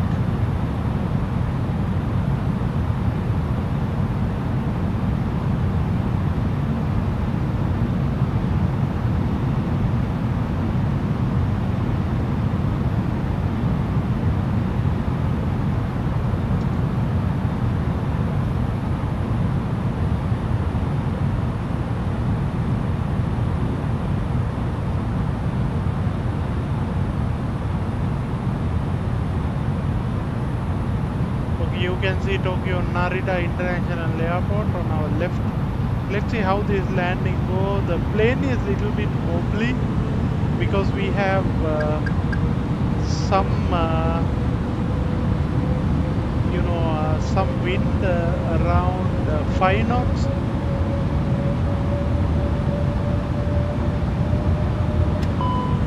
Manual landing.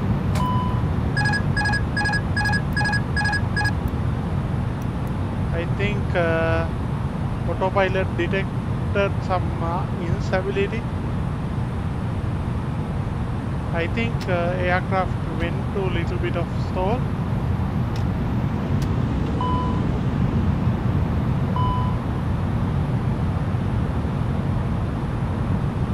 And also headwind is a little bit higher.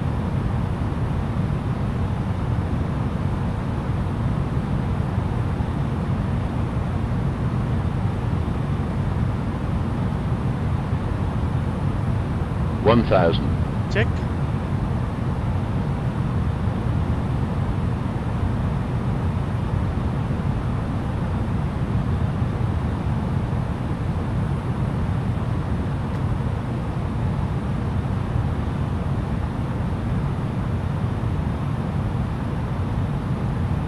Hundred above. Minimum 400.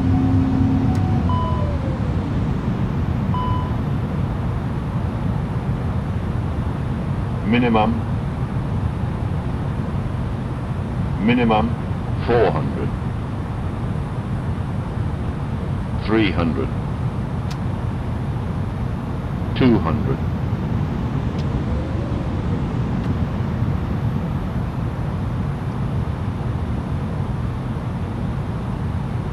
The problem is the aircraft is going up and down.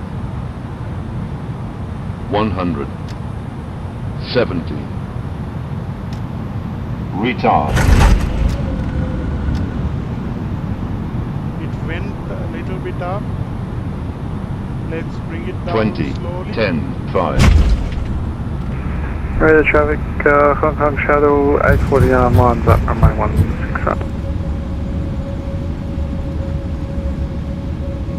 Unfortunately, landing was a little bit wobbly. But we finally landed. Auto brake off. Check. Prepared windshield off. Flaps down.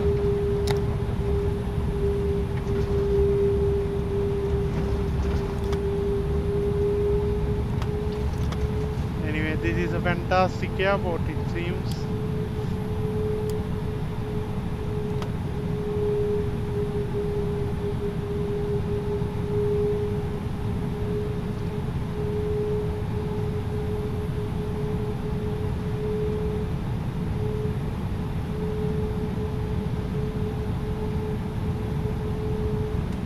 Aircraft little bit bumped, but nothing to do.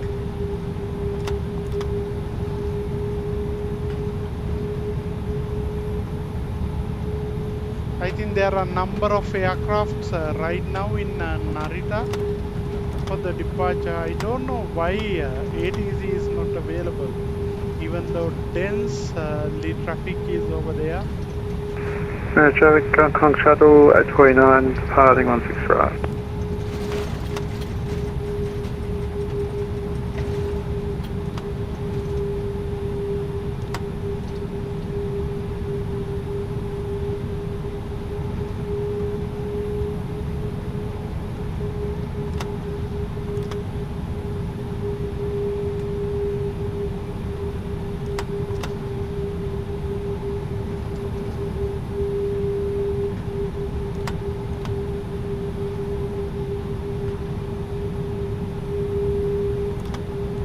Guys, we are arriving at Narita International Airport right now. You can see this main terminal.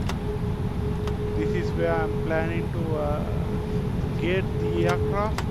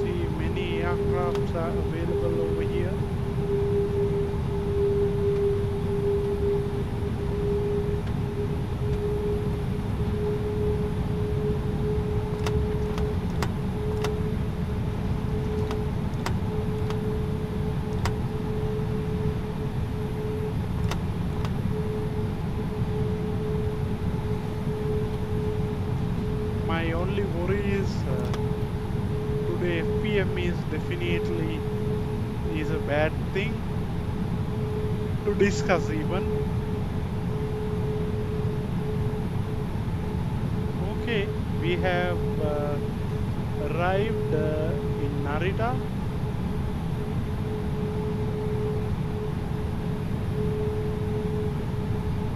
We need to put up the external power unit.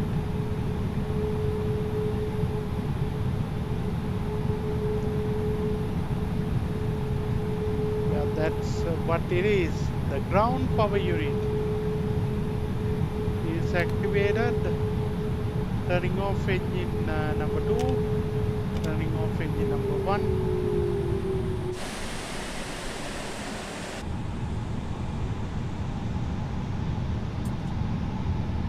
So I can turn off the beacon. Yep.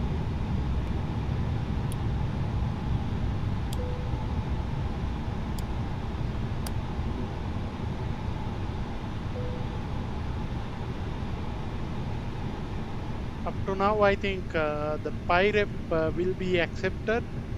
It looks like it is getting accepted. Only thing is, I need to check how did my approval.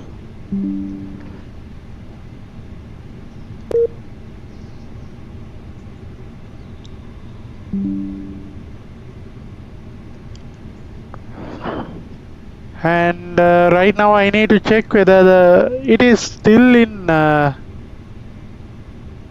reviewing. I don't know why it is in reviewing. Obviously they might give or they might not give the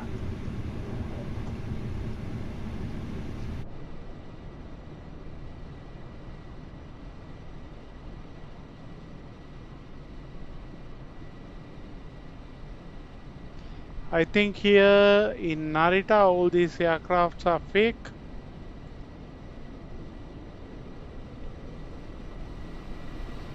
Or maybe parked the aircraft, just parked the aircraft, that's all about it. But the Tokyo Narita is one of the largest, you see it, right? I think we have several aprons, gates.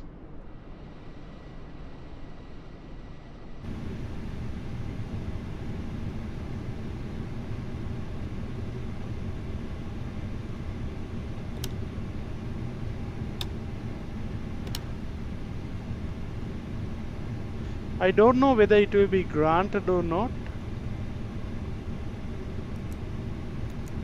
So let's see our final fuel.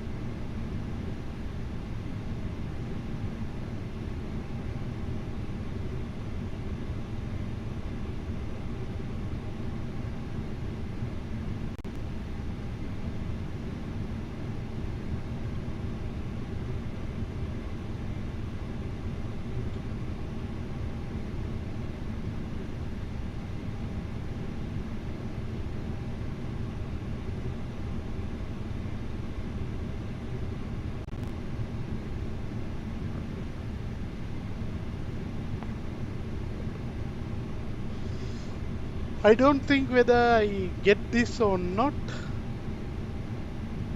Definitely 1153 means it should be reviewed.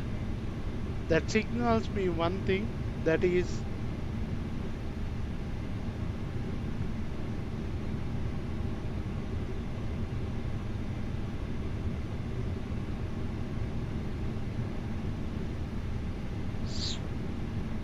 Okay, anyway, it says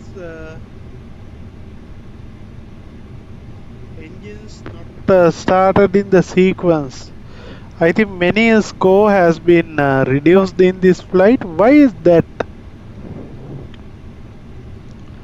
Not started insufficient time between engine starts.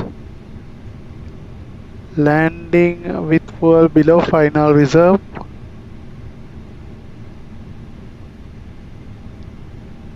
The stabilized approach.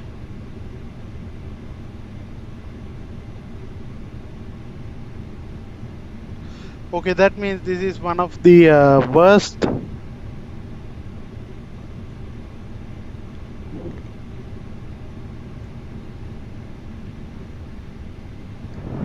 I think this A3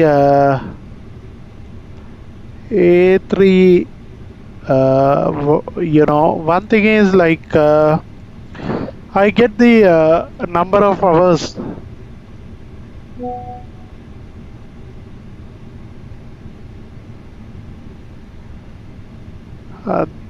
That is one thing. Over here it says unknown livery airframe. A reply is required. Okay.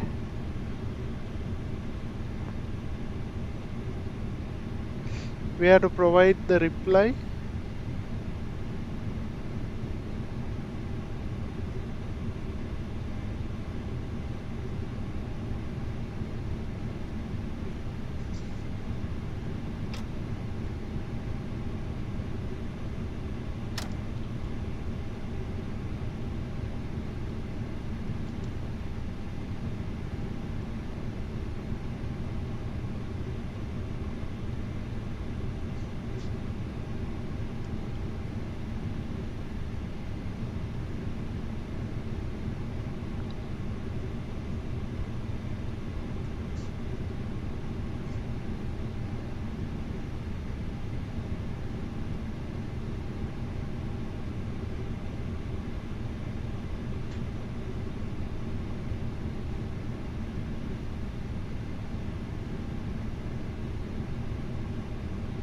Points plus 50 starting. Points plus 50 starting points minus 5 engines not started in sequence minus 5 insufficient time between engine starts minus 30 landing with fuel below final reserve 0 rank points plus 5 stabilized approach plus 30 flight length 8 to 10 hours. And I think this is one of the worst landing, but the worst landing is something we learned something also from that. Here there are few things over here. One thing is engine starting sequence, but in A320 Neo the engine starting sequence has been accredited, I think, provided.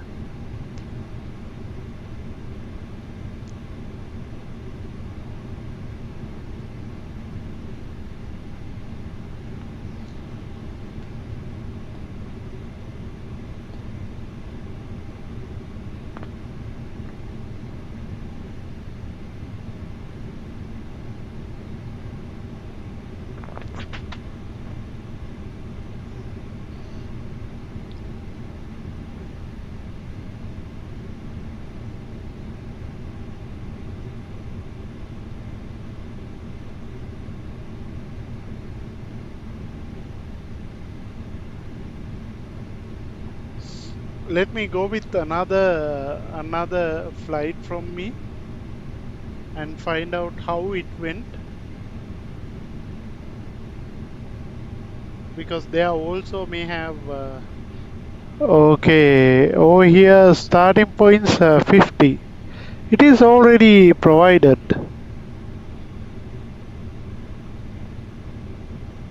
Okay, Lahore was very upset in the arrival. Let's look at other stabilized approach. This one is better.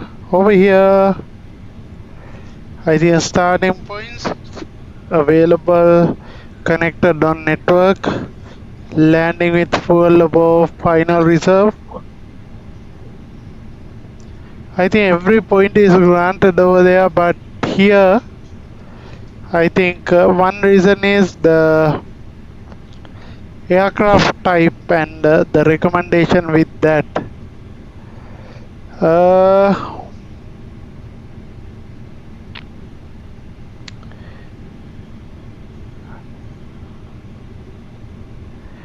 But the other pirate, highly likely it won't get approved, in my opinion.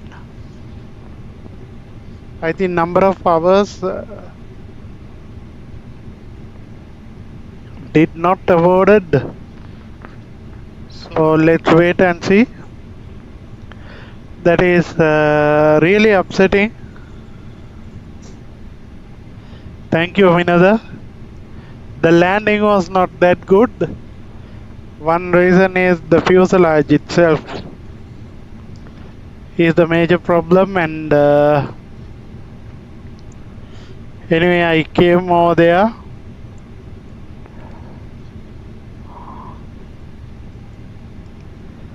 What do you think about it? Actually, it looks like my pirate won't get approved. Maybe. Or maybe getting approved, but there are few issues I have identified. One is they have not gave me the access to they have not approved the pirate. I think maybe because of the landing performance, one thing, and the point is 45. And it says landed as well. That means the aircraft is landed, but the number of points have been reduced. But the same procedures, I think A330-300 procedures might be different a little bit. That may be the complete reason.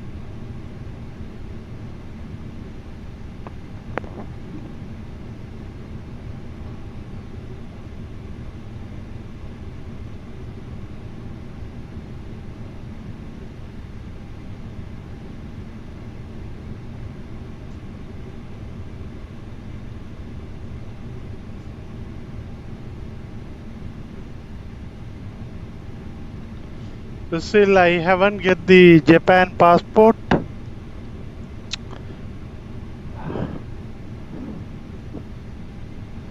I don't know if the time is lost.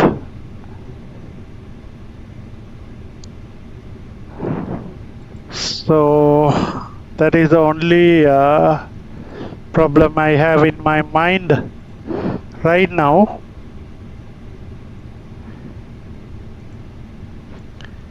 Let me know what do you think about it.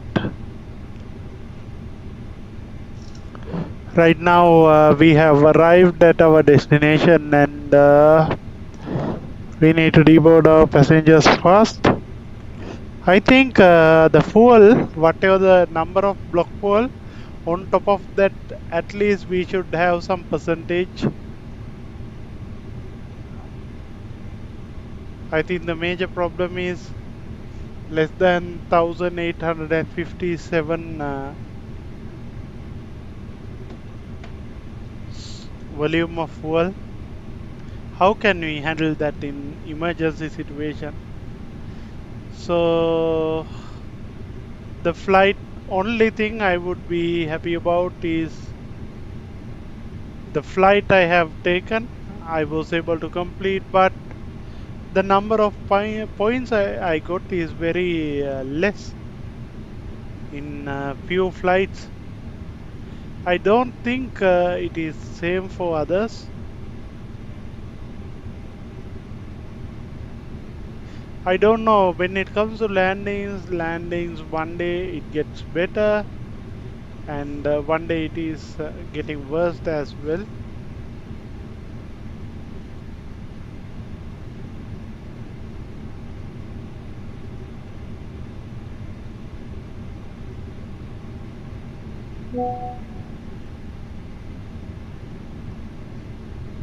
That is so unfortunate. If we are flying with this, definitely we should be looking at A330-300. that is my final thought. One thing I need to check whether I can get A330-300, but the problem is with A330-300 also we need to have non-livery.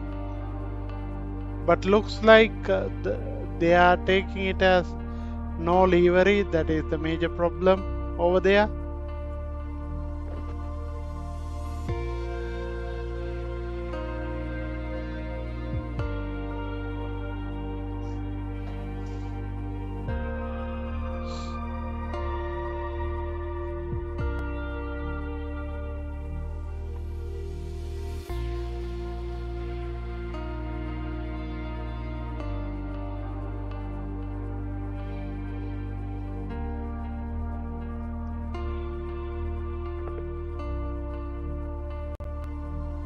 Highly like landing is gonna be rejected this time by the company,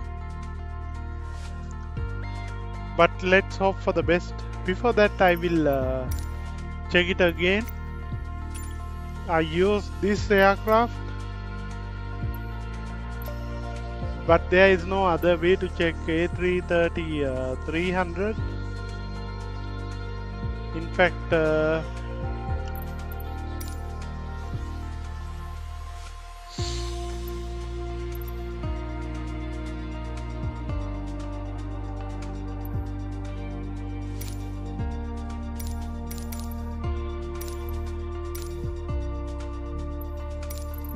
I think here we have is one moment. I'll check the aircraft. Okay, we have A330-941. That is something we don't have. Anyways, we did a great job by landing this overnight, full of effort, 10 hours of time. I think this landing went well. Thank you very much for flying with us. This is Sri Lankan Airlines with Fly with Dulip. Let's meet again with another episode of Fly with Dulip with a great landing. Tonight we have a group flight. Please make sure you are aligned to that group flight as well. You can watch it online with Fly with Dulip. Thank you for flying with us.